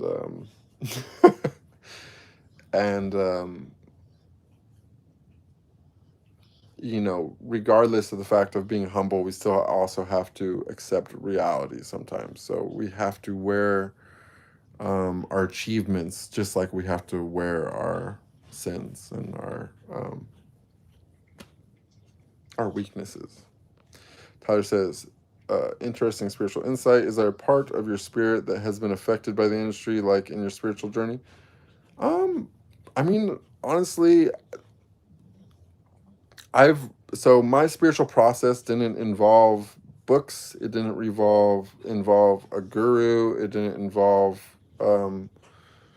learning or anything like that. Like everything that happened to me spiritually unfolded kind of naturally, randomly. You know, there was I did chant at one point, and that triggered a bunch of things to happen. I didn't know that I wasn't my intention when I was doing that. I was just messing around, basically. But all of my insight has come from like visions and that I had during, you know, basically what I consider like chakra activations, like because I went through something that, like in Hinduism, they call it a Kundalini awakening. And when this happens, it's basically like a brain gasm. You know what I'm saying? Like you can have an orgasm in your brain that triggers, or in your spine, it triggers your brain. And then after that, it basically, as I understand it, kind of wakes up the dormant part of your brain. And then that goes through, and your body goes through a really physical process of rebuilding your nervous system. And as that happens, there's these nerve plexuses or chakras, however you want to think of it, that you know, the nerve plexuses being the more like physical aspect of the chakras, but there's more to it than that. But you know, as I felt it within my body, it basically is like innervation. Like you go through a process where the spine starts like doing things. You get these like knots in your spine, and then when they release, you have this sensation in the chakra. And for me, it always accompanies like a very, very vivid vision. But vision happens on multiple levels. It happens like in front of the eyes sometimes, but it also happens like in the third eye, because there's a completely different, like the mind's eye. When you experience a true vision like that, it's more vivid than what the real eyes can see. Like what you look and see as reality seems real until you see with your mind's eye. Once you see something with your mind's eye, suddenly you realize how fake everything looks, because there is something which is so much more vivid, but it contains more than 3 or 4 dimensions. You know what I'm saying? So it doesn't really translate into the physical eyes. You know what I'm saying? And it's hard to create a picture of it or something like that. But when you experience it and actually see in 5D or greater, which happens in the mind's eye, it puts a lot of things into perspective, because you get to see what actual reality looks like. You know what I'm saying? And so everything that I am saying is all come from personal experience, from my personal relationship with God. You know what I'm saying? And I've gotten that relationship by being introspective. It's all been like a reverse engineering process. Like the things that I do know about religion and so forth is because I went searching for why. I wanted to know why this fucking happened to me. And I found many answers in yoga and things, because I was trying to work on my health. I was fasting, and I had really bad back problems, so I was constantly doing like spinal mobility and things, and all that has a lot to do with it. Physically, you know, and it all traces into yoga. But as far as like intuitively, like things that I've actually learned about reality and the way everything is and the true nature of the universe and things has all come, it's all come, so it has all came to me through spiritual visions and insight and downloads and things like that. So, you know, it's really, for somebody that's never experienced anything like that, it sounds fucking really woo-woo and weird. I was basically an atheist before. You know, it was only upon seeing, it was when I wished for something and it fell on the ground that I started asking questions, but I still didn't really believe. I just wasn't really sure. That was when I started thinking, hey, maybe we are in a simulation. But I still didn't know. I rationalized everything away until much more intense things happened, and I got to actually feel the physical effects happening in my body, where literally, you know, there will be, along the way, it's like there will be like a huge knot in the spine, It will swell up physically. It hurts. And then one day you finally crack that thing and it releases, and I mean, things happen. You know what I'm saying? And going forward after that, you have a sensation in that part of the body that you didn't have before. You couldn't feel it before. But like for me now, this is what I'm saying. Like, people go and do all these techniques for meditation and yoga and mudras and all this different stuff, and all that has a place. But the thing is that none of it, it's all obsolete once you can feel the actual chakra, once you've actually rebuilt that plexus and done all that stuff. At that point, you just bring your attention to that body part, and you can achieve activation, which is what also tying back into another question earlier about how the industry affected. I think part of the reason why I was able to move so fast is because the way that you activate chakras and things and work with these energies at a high level is very, very, very similar to controlling your sexual energies, which I had to master for over 10 years in my work. Like, I was very quickly able to, during my celibacy, which was like a year, or nearly a year, I learned to bring myself to orgasm, just from meditation, and very rapidly, very easily, right? Which is kind of the opposite of what I practiced for many years in holding that back when I was doing scenes and things, when I was performing, right? And the method in which I do that is also the same method in which, when the time came for the money shot or whatever, and I had to give it, nobody wanted to wait fucking half an hour for you to fucking finish when the scene was over. You also, after holding it back for all the time, you have to push it forward. Well, this same technique is the same exact technique that I use for all my chakras, right? And by just focusing on the area where I felt the sensation when I had the vision, when that chakra originally woke up, I can reactivate it and do that again. So everything that, all techniques and all these different things have become obsolete to me because I can do it without doing anything. I just will it forth by bringing my attention to it, by just focusing 100% of my attention on that space. And there are, the chakras are correct, but I've also even done it with my armpits. Like, there's chakras in the armpits, and there's multiple different sections in the brain which activate differently. But once you become conscious of them, like, most people can't feel their brain. For most of my life, I couldn't feel my brain, but I'm completely and totally conscious of each segment of my brain now. So like when I meditate now and stuff, like, I literally just breathe into the crown of my head, and I can literally, instead of feeling like I used to do this thing, I would feel the energy go up and down my spine when I'd be breathing so on forth, but now I don't even know. Like, now it's like almost feels like I just breathe directly into the top of my head. That's how I meditate now. You know what I'm saying? Sometimes I do some other like physical stuff where I'll just like flex my back in certain ways, or, you know, separate segments of my spine and like feel the sensations come out and stuff like that. But it's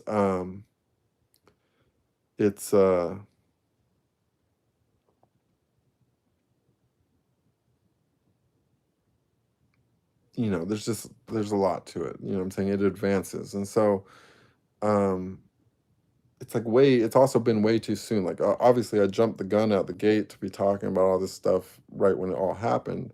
But the more and more that I learn, the more and more I realize that I I am moving towards mastery, but I'm not there. I'm not even close. And so I shouldn't be talking from a place where I know that it's changed so many times. You know what I'm saying? That I don't know when it's going to stabilize to a point when I can say, okay, now I know. Because there's also something called, in like Buddhism, there's a word called udaya, which is like improper teaching that works. Do you know what I'm saying? And so I'm like very advanced at using udaya on myself, as I might be explaining that wrong. But I really just need, just anyways, it's obsolete. RC says my masculine card has been provoked as of today, or is it revoked? Well, I don't know. Those are two completely different words. I'm not sure what you're trying to say, but I will explain that, even in women, the masculine part of the brain, the left side of the brain, is dominant. Okay. Because today's world, that's where the ego, that's where, this is the logical part of the brain. This is like the ego part of the brain, right? And the world has trained us to use only this part of our brain. You know what I'm saying? And it's been trying to block the other side of your brain, the feminine side of your brain, right? And that's the intuitive side of your brain, the spiritual side of your brain, right? Or I shouldn't say spiritual, but the intuitive side of your brain, right? And this really is about merging the masculine with the feminine. Now, that doesn't mean that you become like a transsexual or some shit, okay? It means you become divine. You become balanced. You find equilibrium. You know what I'm saying? You utilize the full power of your brain. When I became enlightened, my Myers-Briggs personality test changed dramatically, okay? My whole life, I've been a hardcore INTP with 100% thinking, 0% feeling. Upon the day that I became enlightened, my personality literally shifted from INTP to INFP, 51% feeling, 49% thinking. But my chess tactics went up like 200 points, right? And so I didn't lose any thinking ability. I didn't lose any logic. It's just that I gained 51% ability to feel of emotional intelligence. So I retained my actual logical intelligence, and then I gained a greater amount of emotional intelligence instantly. Okay? People who know a lot about psychology know that it's an impossible jump from an INTP to INFP. Even if it sounds similar, it's not similar at all. It's an impossible jump. I also went from 83% assertive to 100% assertive. You know? Like, there was major personality changes, and it happened instantly. It improved my life in every way imaginable. Nothing upsets me. I am kind to everybody now. You know what I'm saying? Even if I'm unkind, I'm doing it with the intention of teaching, of making a point, of making somebody feel something, of making somebody think from a different perspective. So if you're wondering why this dude that has been literally viewed by billions of people doing what most people consider something very masculine, is coming on YouTube with this woo-woo, very feminine kind of speech, it's because that's what enlightenment is, okay? The feminine is actually the more powerful part of the psyche. This is why women have managed to retain so much power on the earth without actually having any power on the earth. Do you see what I'm saying? Because the soft overcomes the weak. This is like, the whole Taoist principle of being like water. You know what I'm saying? You sink down to the low place and just wait for everything to come to you. So, there's that. Thank you for the comment, be it provoked or revoked.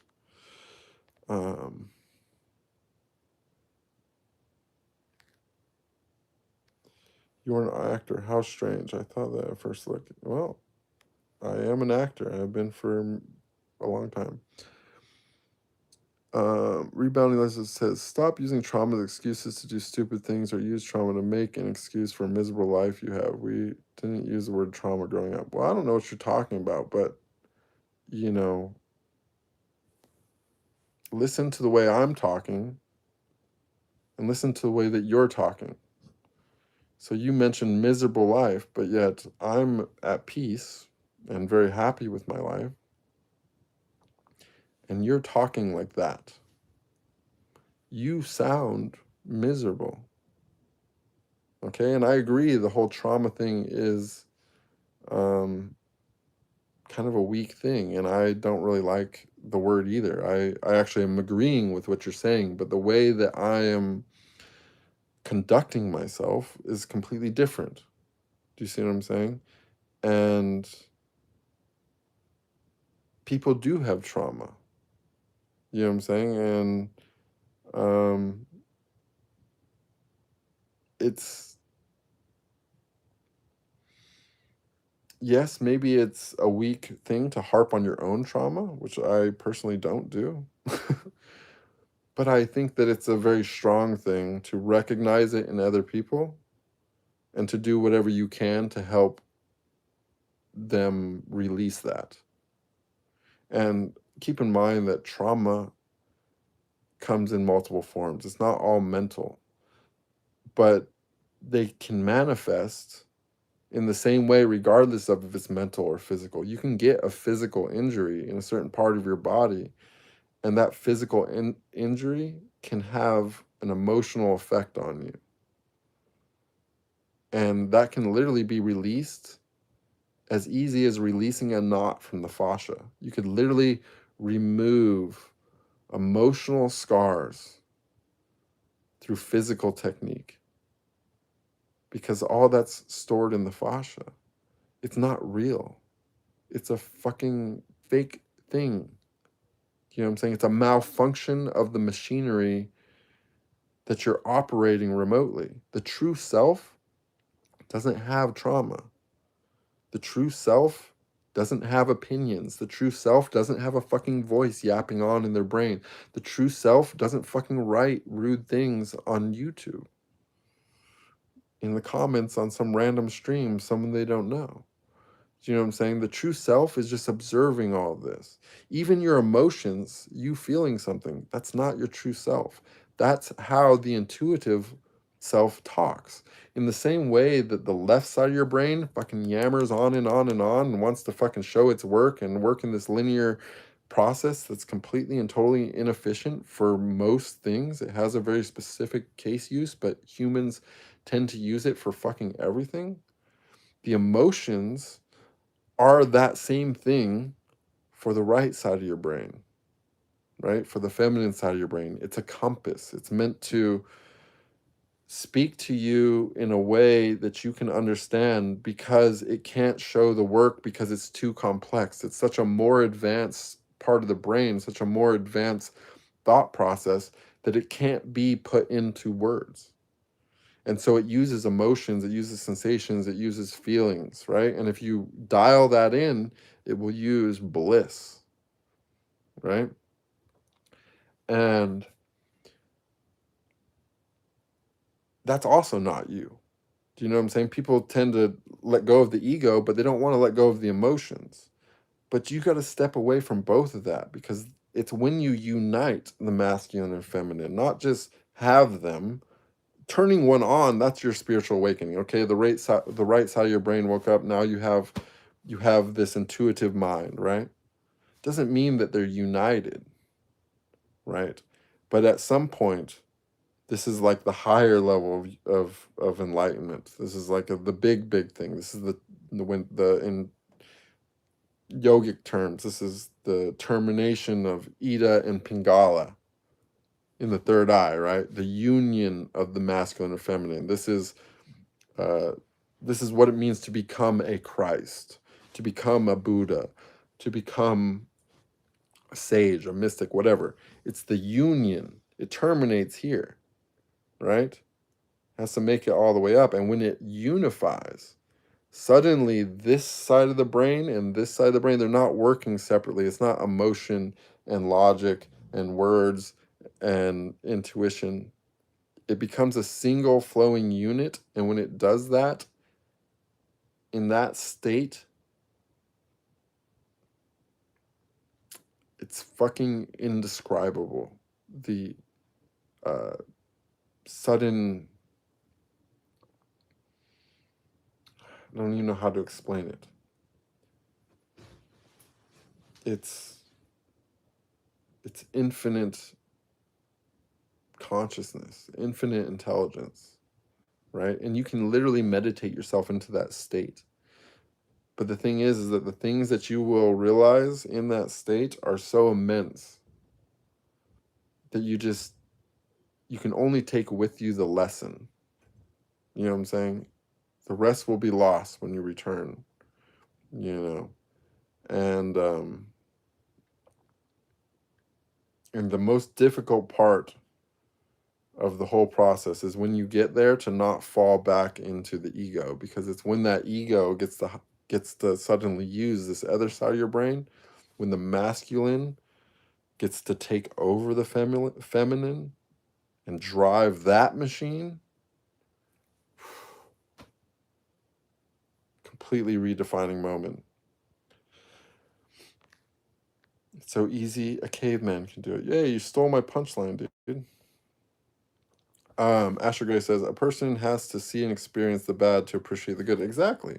But the thing is, it's the opposite too. As soon as you see good, you also create the bad.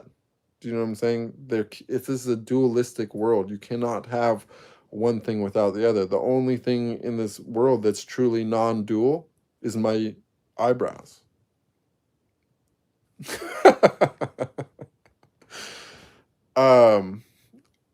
Real Human says, what would you ask the Wizard of Oz for? I don't know. What am I allowed to ask the Wizard of Oz for? I haven't watched the Wizard of Oz in a long time. Carolyn, good to see you. Carolyn says, hey, Bruce, so interesting to think how these things come full circle. Someone from the outside might think it's the same, but everything is different. That is true. That is very, very true. The whole thing is a constant, like the paradox and the irony, like the humor of the divine, the humor of God is fucking incredible. It's incredible. This is why it's like really funny to interact with like religious people, because it's part of the joke. They don't realize that they're part of the joke, but they are a big part of it. Karn.Wallace says, I want to teach you about Kriya Yoga. That is so interesting. You know, I've always wondered about Kriya Yoga, and it's very hard to find information about it. So, Karn, feel free to send me a DM and remind me about that, because that is an interest. What little bit that I have found did bear some interest. Now, I gotta say that I gotta pee, so I might end this stream a little early, but let me see if I can get to the bottom of the chat. Man, people gotta you guys gotta come on, at least try to get like some slightly fucking more, oh, someone's talking about chess. I'm way farther down. You guys, all right, I'm gonna put the phone down for 1 second, but I'll be right back. We're doing a good stream, so I'm just gonna hold the spot. 1 second.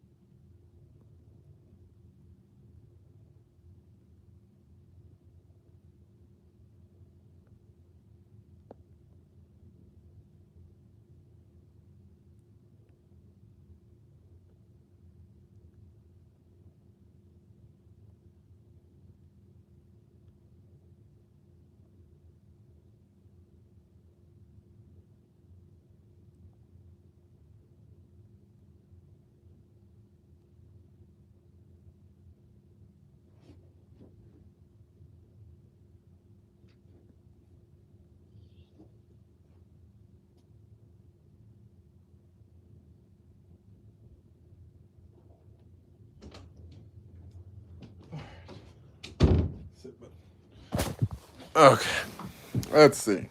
All right, so we're back here. We got Jesus the King guy. Well, I'm sure your book has been very clear about that. Do I have any opinions on Hitler? Well, you know, I wouldn't say I have opinions on Hitler, because I don't have opinions on Hitler because I do have opinions on history. And um, I, in the same way that I am not going to follow a book for my spirituality, I'm also not going to follow a book to find out about the past. The truth is that if we cannot even get accurate news today, I can't even imagine what history is like. I'm not saying that I have opinion one way or the other on the Hitler thing. I'm just saying is that I don't have space in my mind to think about things which can almost definitely be, or that definitely could be true or false. I don't know. You know what I'm saying? What I do observe is that we're in a hyper-controlled world, in a hyper-controlled society, where every aspect of our opinion and our emotions and so on and so forth is being dominated in the general population. And so I don't really, I just don't think about things like that.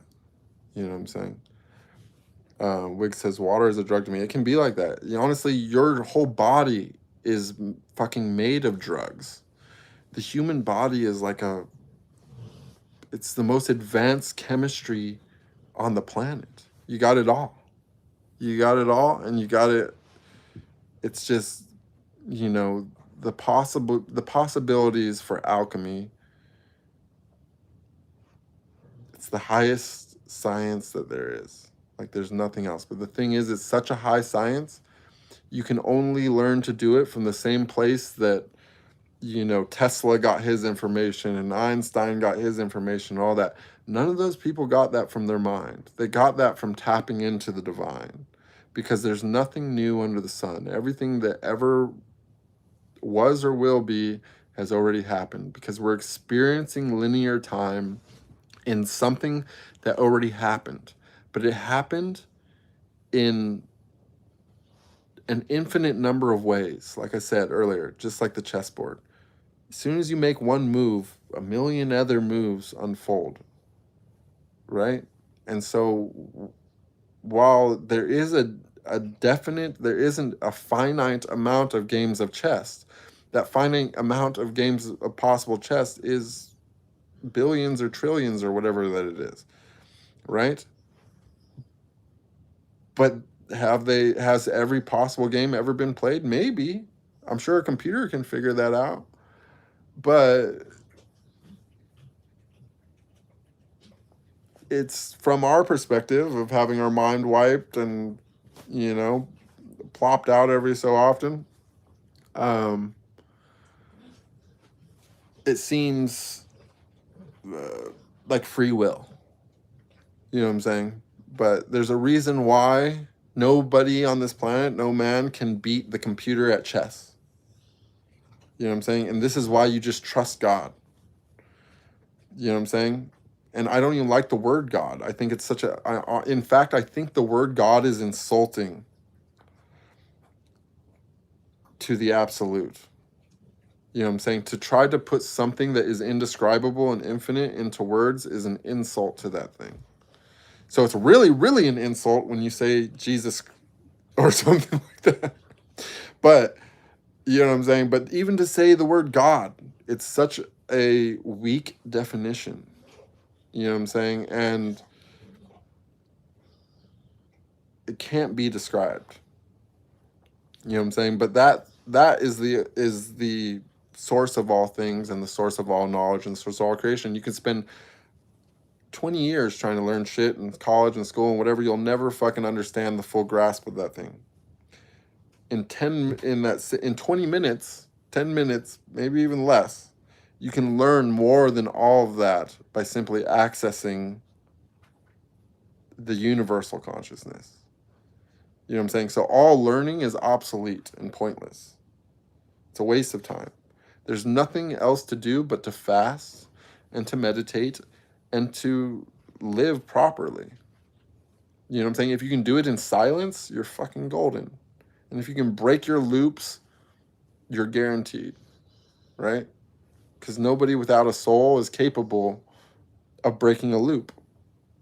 You know what I'm saying? They're programmed to do that infinitely and forever. If you're the type of person that can wake up, right, that can fucking wake up one day and say, you know what, I'm fucking done here. Boop. I'm changing my whole life. I'm doing something different. Then you should be pursuing your higher self. Because that's the best version of you. That's the version of you that got to live thousands of lives and learn all the lessons along the way. You know what I'm saying? And that's the you that the even higher version of you will decide to save or discard. Because when we say that we're saved, right? Like, oh, Jesus saves, whatever. It's not saved like, oh, let me help you out. Let me pull you out of the fucking river. It's not saved like that. It's saved like a file. Like, I'm going to save this one. This personality goes with me. This one's going wherever I go. Now, if you're going to go wherever they go, you better hope that they're going somewhere good. But remember, that is what it is. If you get saved, you're saved. You know what I'm saying? You're immortal after that. You know. So that's how that works. Let's go ahead and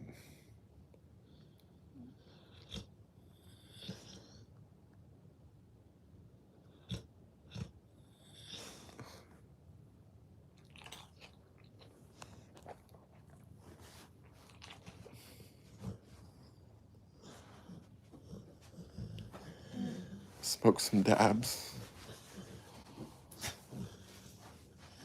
Let's see.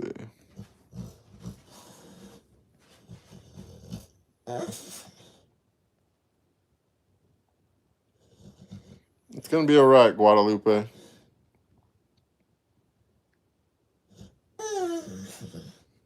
Okay, we've noted that you're good. It happens.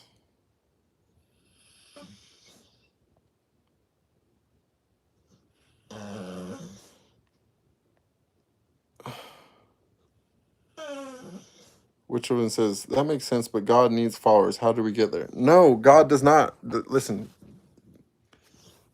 if your God, what you consider God, whatever you assign the word God to, requires worship, then what you are calling God is the ego. Okay? The ego wants worship. Okay? What is real wants authenticity. It wants you to drop the ego. It wants you to realize your higher self. Okay? It wants you to self-realize. Worship is for the ego. Okay? It's that easy. It's that simple. Sheila says, do you like psychology? Sam, no. I've learned so much about studying. It's quite interesting, to be honest. Sam, no. You guys, I'm about to go. The dog seems like he's got to go out. He's crying. Sit, dude. You're going to be fine. Just more than it says, yes, we know what you are saying. You doing have keep repeating yourself. Yes, you do. Sounds very Gnostic. I'm going to assume you're talking about the planet thing. And yes, I mean, that is what they were, that is essentially that. I mean, I haven't read much about Gnosticism, but I've seen the artwork and so on things. And I have come to the same conclusion because in the same way that like whenever something like that happens, for me, I have a physical experience in 3D. I also have like a vision kind of thing as well. It's usually some kind of mandala kind of thing or something. But there's also always a planet involved. And you know, for whatever reason, intuitively what planet it is. And you just feel that energy. You kind of remember it in some way. I don't know how to explain it. It's not like an experience. It's like a post experience or like a retrospect experience. It's like an installed memory that comes along with the vision. It's very hard to explain, but if you experience it, you'll understand what I'm saying.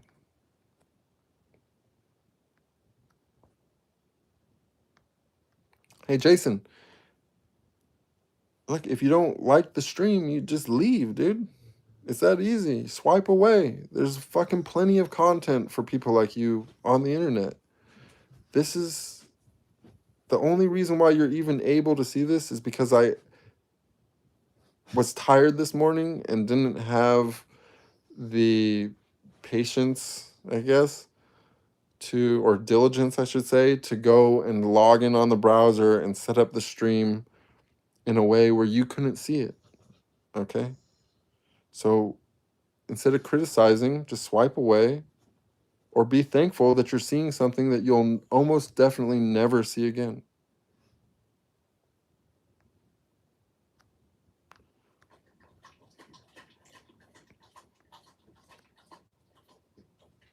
Chaz says, where do you think dreams come from and do they have meaning? Also, have you ever experienced out-of-body experiences? Yes, I have experienced out-of-body experiences. That's actually what I was like practicing when all this kind of started. I had my first couple out-of-body experiences a couple days before my enlightenment, but I couldn't figure out how to stay breathing when I would be out of body. Like my physical body would stop breathing and then suddenly I would get like yanked back into my body like super hardcore, and all of a sudden I'd be like like fucking gasping for breath, trying to breathe afterwards because I was not breathing for however long. So I kind of stopped doing the out of body stuff because it was kind of uncomfortable. The dreams thing, I mean, I it's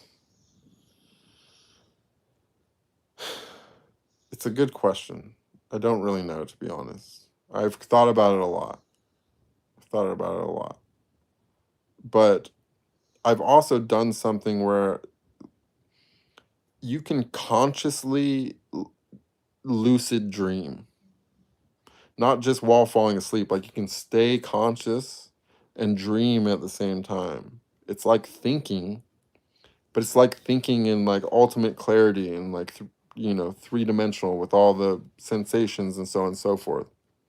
It's like the training program in the Matrix, and that's like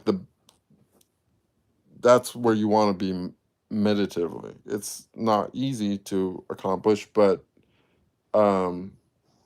that's how powerful the human mind is, and if you can do that, it helps you kind of understand more of like the nature of this simulation, how it can seem so real as well. You know what I'm saying?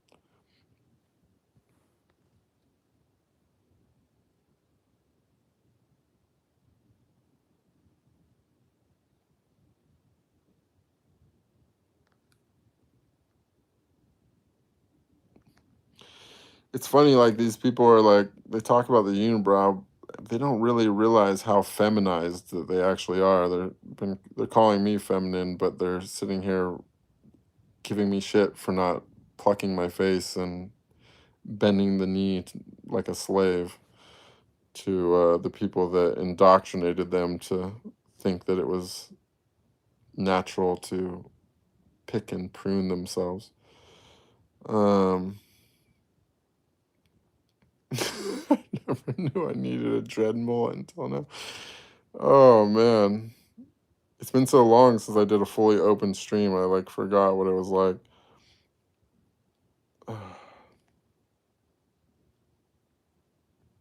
I think it's a good lesson for everybody. Matthew McCann says, "Hello, Bruce. How are you doing today? Is this true that we're gonna see you in the industry soon?" Yeah, I got a bunch of content I'm uploading. Timu Encino. I'm not gonna lie, some of y'all are fucking funny as fuck. Welcome, Linda. Jonathan Guerrero says the central source is just bored of being alone. It doesn't want to hear that this game doesn't really matter. The great conscience doesn't want to admit it's alone. Hey, yes, exactly. Jonathan Guerrero nailed it. Okay, no, we have somebody who's understands something here.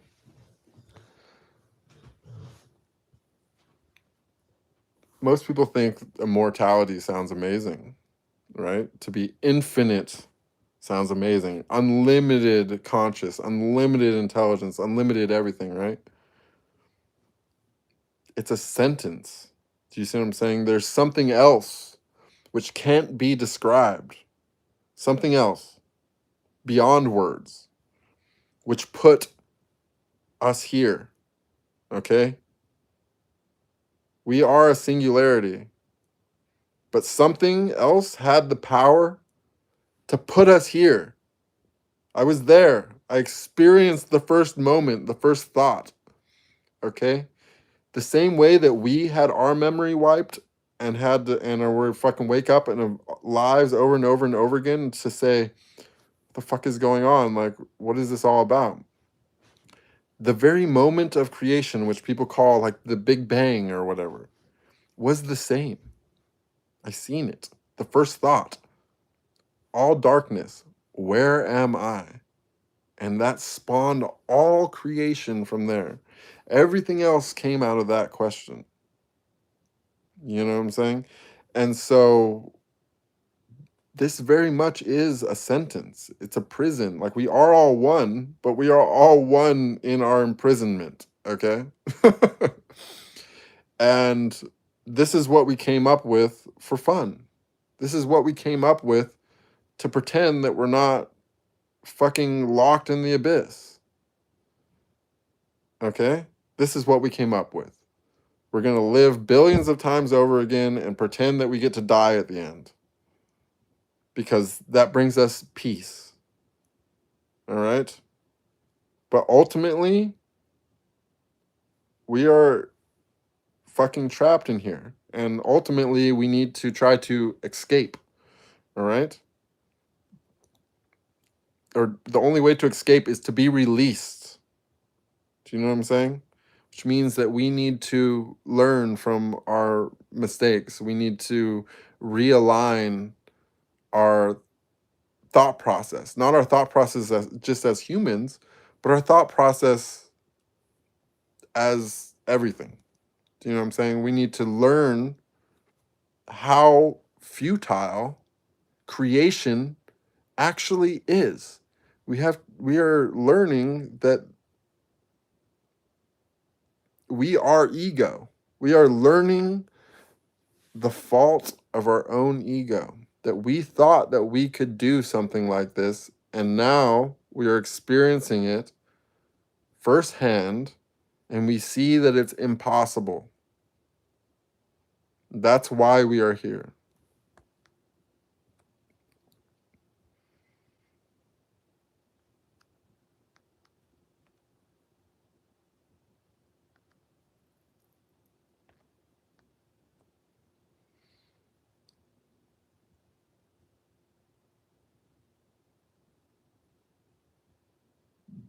I would agree. I mean, this is what I was talking about earlier, Jonathan. Jonathan said, God is not huge inside, not outside.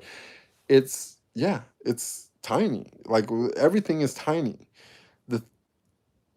The whole universe is essentially like the tiniest thing that imaginable compared to what created it. Do you know what I'm saying? But that is possibly also extremely tiny compared to something else. It's literally infinite zoom.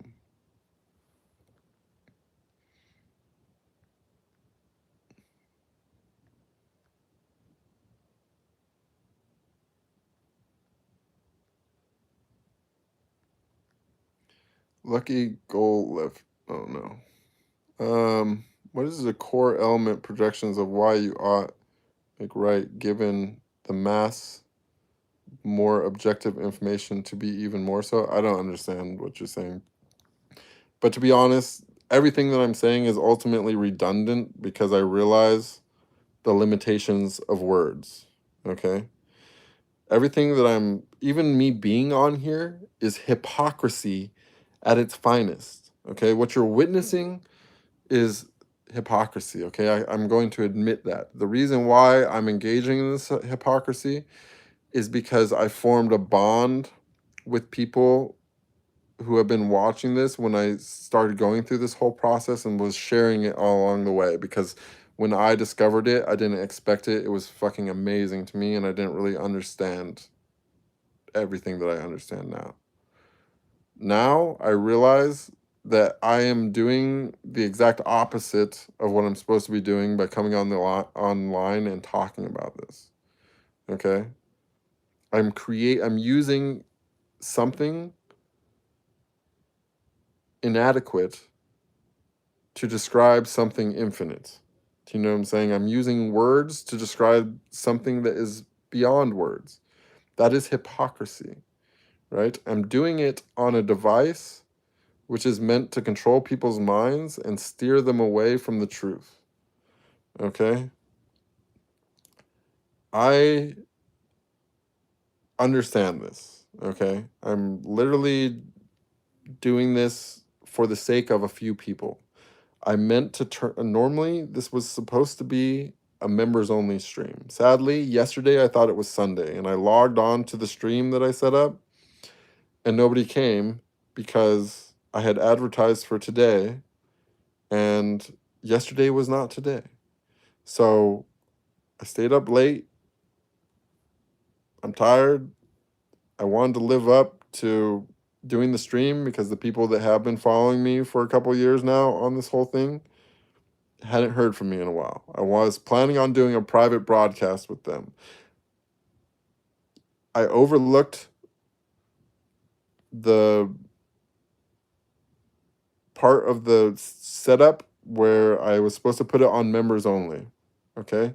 Now I have a bunch of random fucking people coming in here from fucking that are porn fans and random people that are coming on from the shorts page and so on and so forth, all right? And that has turned this stream into something fucking weird, all right? And we're talking about all kinds of shit that I didn't want to fucking talk about today. I didn't intend on setting up talking about today, and we're doing it in the midst of like the fucking internet trolls of a lifetime, okay? It's not all lost because you get to see how I react or deal with something like that. I don't know if it's been good or it's been bad. I don't know. I found it kind of entertaining myself. It's a little bit funny and somewhat enlightening. But as far as any kind of aspirations or element projections, so on and so forth, or whatever your objective information, I should say, I have nothing to share. This is a mistake. This is just me being a hypocrite. And I probably won't be doing it much going forward. I essentially just came on here to break up with everybody. I may make some videos or something, have a private group, deal with people on a one-to-one basis that actually show promise for advancement.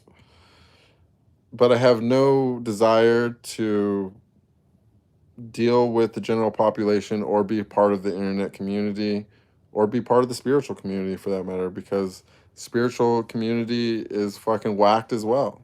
Got a bunch of fucking weirdos talking in fucking tongues and the fucking narcissistic personalities fucking grasping for a place to be special. It's all messy. There's nothing about it that I really want a part to do with. Okay? I did gain some unique insights, and those are honestly for me. I never really probably needed to share them with anybody. I could have just learned from what I learned and started doing what I'm going to start doing now and just embodying the virtues that I came to know. You know what I'm saying? And, continue enjoying my essentially excellent life where I hang out in nature, have basically no bills, and in the case when I need to exist in the civilized world, I get to make love to beautiful women, and that supports me. You know what I'm saying? There's nothing else that I really have to say. There's nothing I want to teach. There's nothing really I can do for anybody, because the only people that can understand what I'm saying will find the truth themselves, even if I don't say it. Because it's not words that take people there. It's presence. It's vibration. It's aura. You know what I'm saying? So this is all just...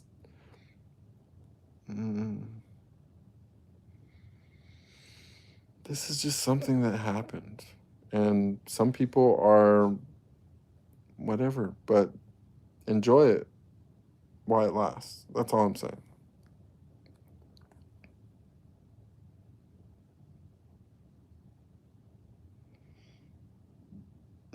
Number 4 says, I'm high as fuck, so I get you. Exactly. And maybe there's a few people who've got the right elements in play that they can understand what I'm saying. But for the most people, my words are lost. All right. But I did want to come and kind of explain, give people an update. I probably will pop on here maybe every so often, just to vibe with people and to remind the people who actually are advancing, going stuff, that, you know what, I'm out here somewhere. And you know what, if you get realized, it doesn't really matter. You're my people regardless. If you self-realize, we're like two peas in a pod. You know what I'm saying? The separation is an illusion. And that illusion weakens the more you advance towards the source. You see what I'm saying? Because the closer you get to the source, the closer you get to me. I'm not saying I'm the source, but I'm moving that direction too. And, you know, I've gone far enough that everybody that's really moving towards that source in a meaningful manner, we're all in each other's, you know, we're all feeling each other's vibe. It doesn't matter where you are in the entire world. It doesn't matter if we never talk, never nothing. Every increase in consciousness, every increase in vibration that happens at that level is felt across the entire world. You know what I'm saying? And it's going to keep going like that until the world breaks into two. And as I mentioned earlier, the people that are vibing low, can't wake up, they're going to experience losing us. To them, it will seem like we died for whatever reason, in a war or whatever the hell happened. And they'll be happy. They will rejoice at our demise. And then they will continue on and they will experience endless lives in that world without us. And it will continue going wherever it goes. And the other people, the high vibers, we will experience the loss of all these low vibing people. And we will cry for them. We will be sad to see them go. We will be sad that they perished. And the world will continue on, and we will continue reincarnating into it, and that world will become heaven. It will become a place of non-suffering, ideally, hopefully, right? And if it doesn't, then whoever's in a situation like that, you pray for the destroyer to free you, because that's the only one merciful enough to do it. You know what I'm saying? Anyone that would leave you here with the low vibers is, well, you know, you'll be begging for that mercy.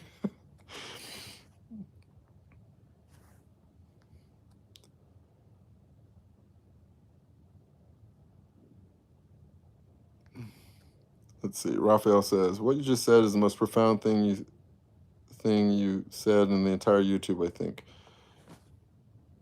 And he quotes, you're not meant to win. Life is supposed to be the most impossible problem ever. Yes, it's a 3-body problem. The Father, the Son, and the Holy Spirit. The creator, the sustainer, the destroyer. You know what I'm saying? The sun, the moon, and the earth. It's a 3-body problem. You know what I'm saying? It's cosmic. It's not solvable, but it is entertaining as fuck. Okay? And we got nothing else to do except for sit in total fucking darkness talking to ourselves. So, what do you want to do? You want to sit in total darkness talking to yourselves, or you want to play the impossible game? Fucking get busy.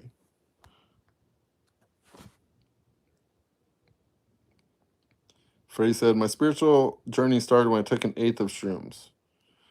Yeah, that can do it. You know what it is about that does it is that as soon as you see what you see on an 1/8 of shrooms, you realize how reality is all in the mind. You can see something that looks absolutely fucking real and it's not there. You can see something completely different than other people see it. You can be fucking shrooming your balls off.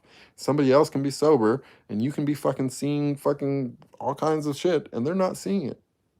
Doesn't mean that it's less real to anyone. If you didn't know that you were on mushrooms and you were seeing that, you would think it was real. So that can definitely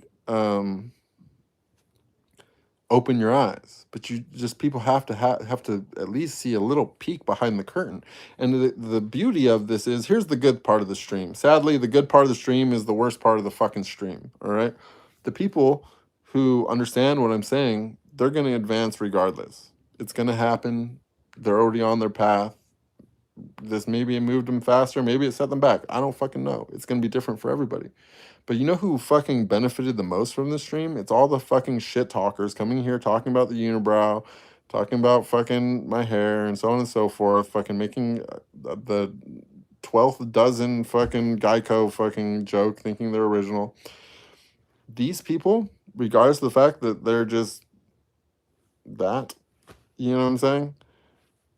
They're the ones that are most likely going to benefit the most, not because they're going to hear anything I say or change anything, whatever, but because if ever some point in their life something happens which they cannot explain, if they ever see something that they go, what the fuck?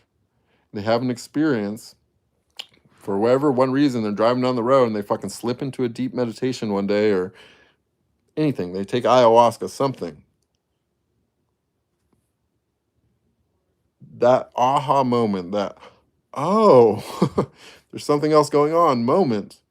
They will remember this fucking stream. They will remember this conversation, and everything else that I've ever done and said will be sitting there waiting for them, and they will have a fucking blast with that. And they'll be like, wow, who knows? I wish I wasn't such a dick to that guy.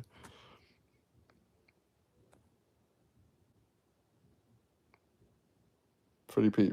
Quantum mechanics. Yeah, quantum mechanics explains it. That's true. That's fine, but this is what I'm saying. It doesn't matter. Like, talking is fucking obsolete. It's fucking stupid. You know what I mean? Like, this is hypocrisy. I shouldn't even fucking be on here. But yet I'm here because, I don't know, fucking, because I'm doing the same thing that everybody's fucking doing. Is I felt like talking to myself. Except for this is more real to me because I'm actually looking at myself instead of looking at another person and going, wow, that's actually me. You know what I'm saying? So it's kind of, is what it is.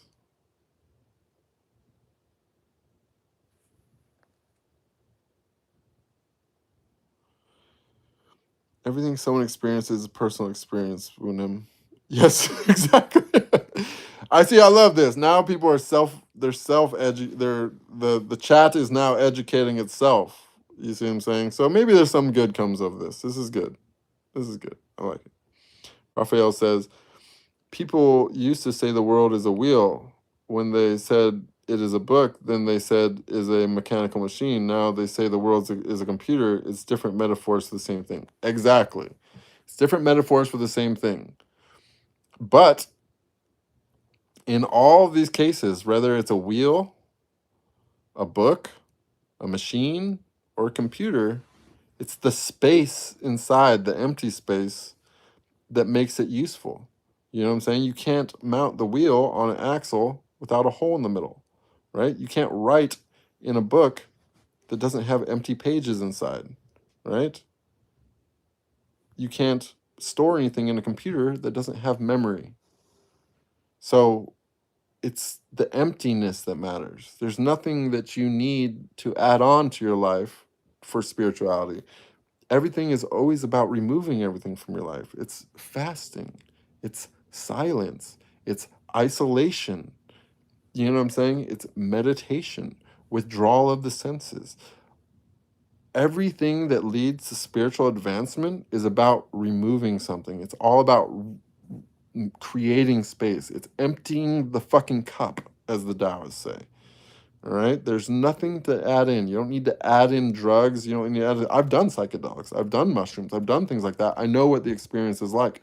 But let me tell you, what your brain can create itself, which is literally human grade DMT, and it doesn't go lightly.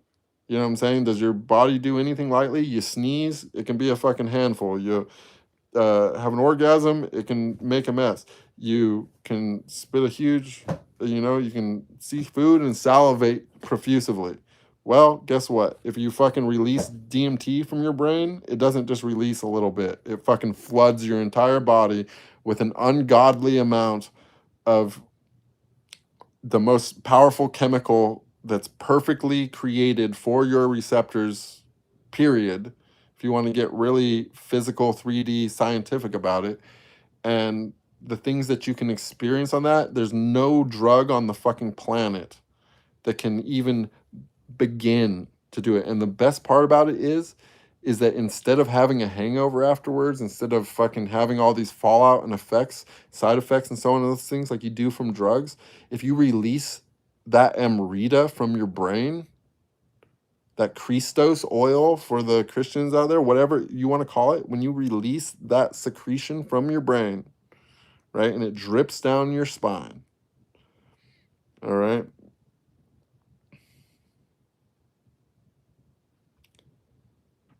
there's just nothing.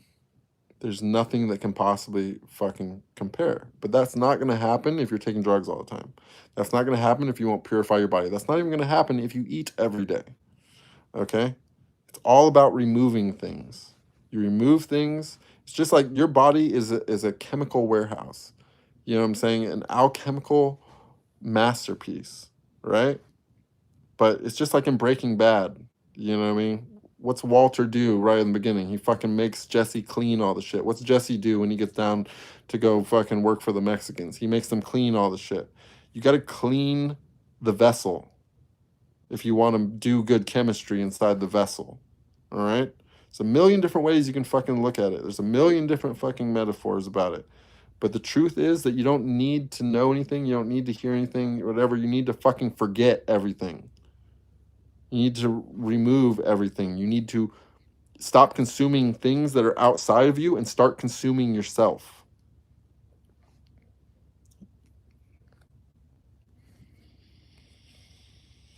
Let's see. Let's see.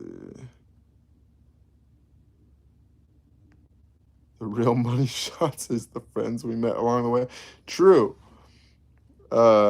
Toby Teller says, what is knowledge? They don't want men young, middle-aged, or old. Oh, yeah. Here's the other thing is that it fucking it literally heals you instead of making you hangover. Do you know what I'm saying? It literally fucking heals you. You know, I know the other terrible thing about what I did with this whole thing is that I accidentally, because I was planning on doing members only, I removed the moderation as well. So we also have less automatic moderation, just so you know.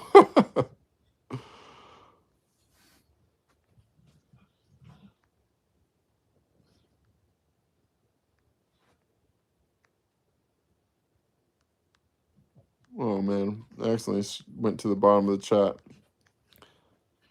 How long has this stream been? Fucking 3 hours. Oh my gosh. I lost my spot, you guys. All right, I'm just gonna go from where I'm at. Sorry if if I went past anyone. Sam, stop. Sheila says the ego balances the superego and the idea. Oh yeah, see, you're knowing some stuff. Yeah, Jung. I love Jung. Jung is great. Sleep paralysis. Yeah, that's interesting. So sleep paralysis actually offers an interesting opportunity for lucid dreaming as well. But I'm not going to get too far off track. Let's see.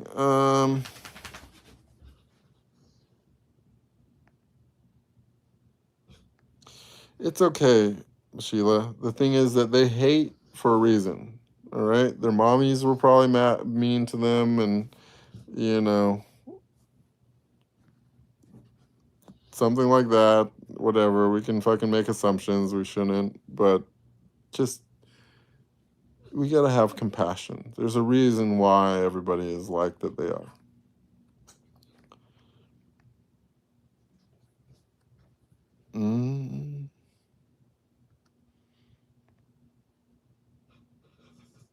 Is this a Taylor Swift super fan channel? Oh man. You love people's lives and make you feel normal. Yeah, see, there's a place for everything. Would I rather watch a tree grow or a knee grow? That's a good question, I guess. I don't really know.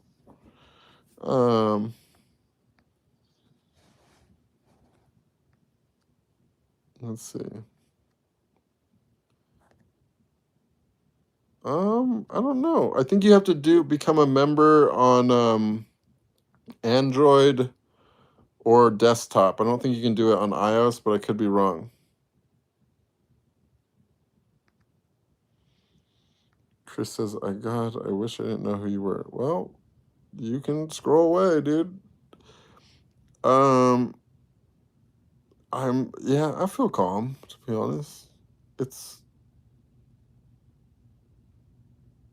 Sheila says, I think it's fate that you joined the stream today, and that's why you made a mistake. Possibly. Like, literally, you never know. One of these caveman people could be so triggered, could have felt such a discordant resonance enter their fucking vibration that it changes them. It might fucking happen tomorrow. It might happen months from now. But the truth is that sometimes it does work like that. It only takes one thing. Well, Chris says, hopefully you're on the right path. And to be honest, I don't think there's a wrong path. Because like I said, everything is mean reverting. The path to hell is paved in good intentions, right? And, all evil and negativity and stuff offers contrast. You know what I'm saying? It's only because we witness those things that we know, or those things that we're aware of those things, that we have the urge to do the opposite, to be the opposite. So it's definitely a thing.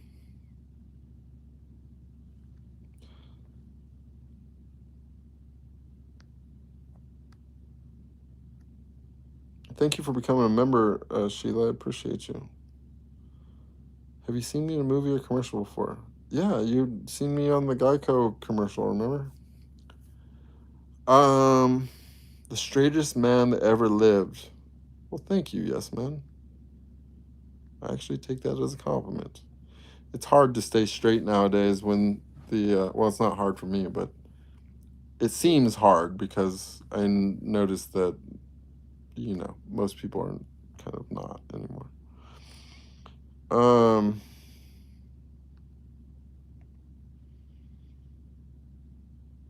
Was I just unfrozen from a block of ice? Is this an Encino man? That's good.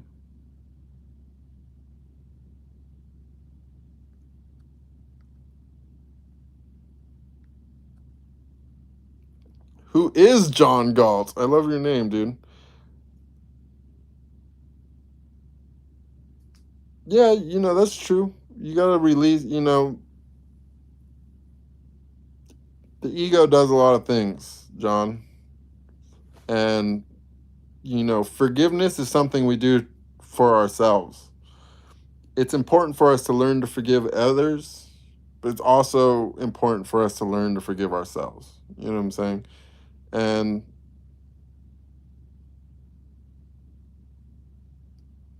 this is one of the reasons why it's best to just stay in silence and to not talk, because ultimately, I mean, I can speak for myself, but it's most likely true for everyone. I think that in most cases, unless you've done something pretty fucking horrible, like, I think my worst karma that I've gotten in life has all been from talking. You know what I'm saying? It was actually a very clear experience that I had once when I got to see my karma from this life. And that was whatever.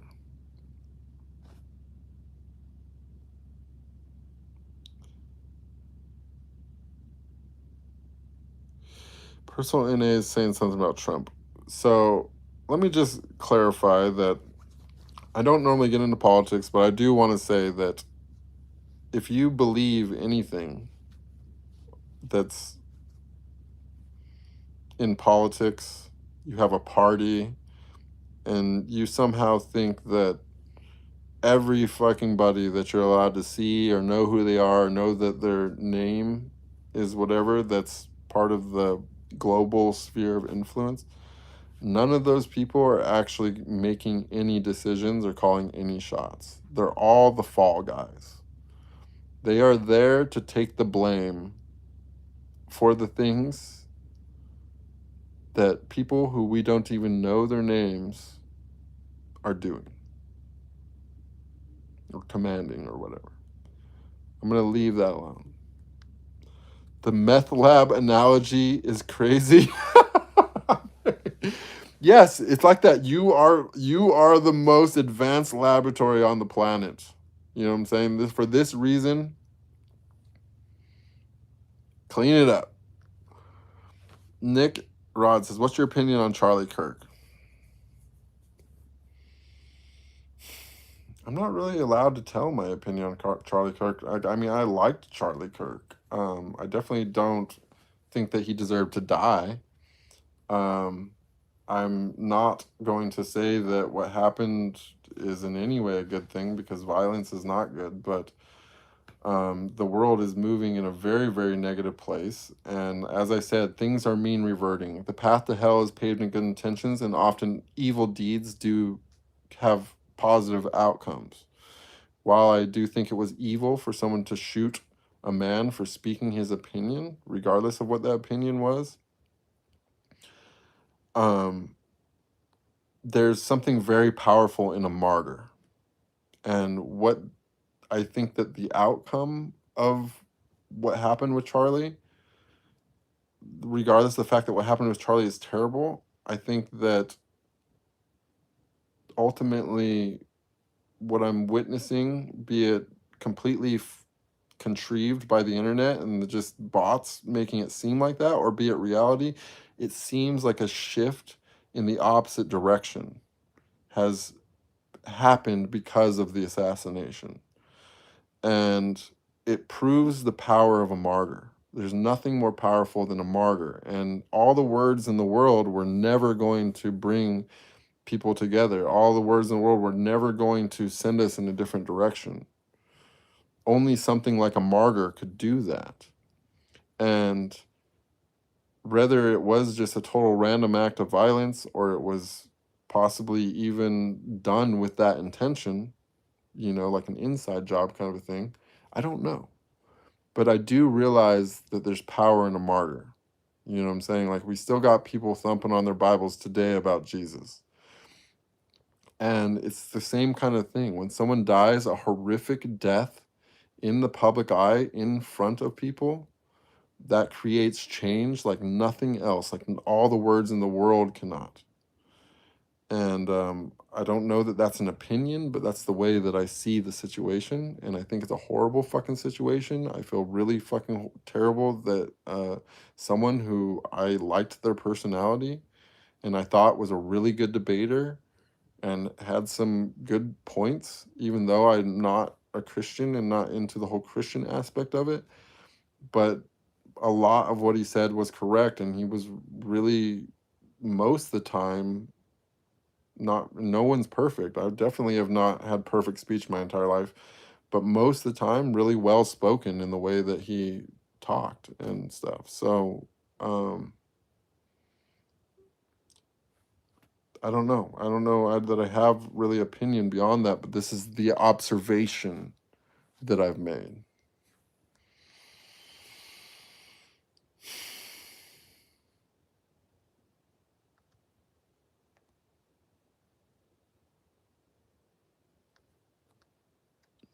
Wait, let me get that person back. I'm gonna report them real quick. Hate speech. Okay, 1 second. Raphael said, "The girls you worked with recently noticed different or exceptional about your energy and made comments." Um,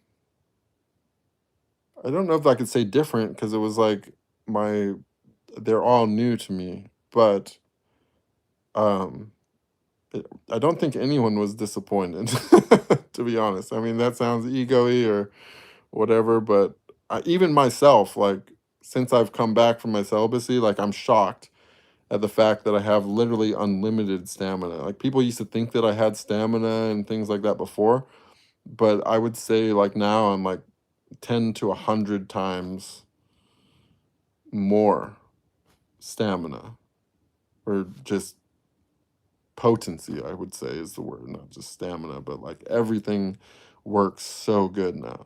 And I don't get tired. I feel my own self, like I feel that I've learned to bring Wu Wei into my love life, my sex life as well, where I'm now able to get a much greater reaction with a much less expenditure of energy. So that is very different. And while they may not have ever worked with me before, I think that that wasn't lost in any case. Have a good night, Noi. Thank you for coming. Almost done. Bruce really said, "Let's cook," and proceeded not to eat anything for 20 days. Pretty much, dude. Watermelon says, "Have I ever considered learning about Buddhism? I'm interested in Tantra and things like that. And I definitely think Buddhism is one of my probably favorite religions, as far as like negative outcomes that have come from religion. I feel like it's done better than most in most cases. There haven't, I don't know of any like situations where Buddhists have become violent or done anything horrible in the name of the religion. I think the only negative thing that really has come from Buddhism has been that Buddhists themselves have been attacked by other people, which is also which is in its own way horrible. But I think Buddhism is very, very interesting. I mean, I find absolute truth in the Four Noble Truths.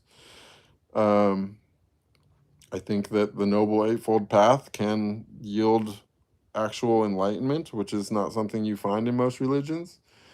And I think that the 10, what are they called? The 10 fuck ups, the 10 fetters. The 10 fetters, best fucking advice you can possibly get. If you can fucking shake those fetters, shake the 10 fetters, you can pretty much leave everything else and still get there, I think. You know what I mean? Assuming that your vessel is pure. But we did actually make it to the bottom of the chat. You guys, it was 173 minutes. I intended this to be a very short stream. Sorry it took me a little minute to get my fucking mouthpiece to work. I hope that there was some value for some people beyond admiration for my eyebrows. I don't know when my next stream will be. As I mentioned previously, I think that streaming online about spirituality is hypocrisy at its finest. I may come up with some other kind of a way to create a presence, but I think continuing this conversation may or may not be positive. For, in the grand total, if I do keep streaming, it will be members only. and I will only continue doing that even for members. If people are actually active in being part of the conversation, and I feel that people are actually practicing and so on and so forth. If not, then I'll just fade away, because that's where I grow. I grow in silence. I grow in isolation. I don't grow from being on the internet. I don't grow from watching YouTube videos. I don't grow from reading books. I don't grow from none of that. I grow from meditation, fasting, and silence. So now, could all that change? Yes. If I suddenly have some major realization, like the one that I had that made me realize I can help the world more by making love than by talking, then everything could change, because I always speak the truth, but I am also always in the present. And so this is my truth right now. This is my presence right now. And yeah, go, let me know. And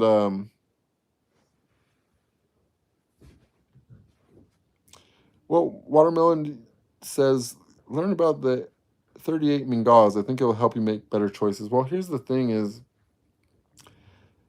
when it comes to spirituality and tantra and lineage and things, it's really about the results. You know what I'm saying? And I can tell by your statement, just the subtle, it seemed, it's a little passive aggressive. You're trying to whatever, but ultimately it's rooted in ego, right? So I can tell that you're not a deeply realized person, right? And so instead of recommending things to other people of how they can advance when they're moving plenty fast enough, take your own advice. Become realized yourself with whatever a Mingala is. But I tend to think that 38 of anything is too much, when all you really need is to release fear, fast, stay in silence, and meditate. So have a great day, you guys. I love you all very much, and I will talk to you soon. Maybe. Or maybe not. I don't know. Join my Telegram group.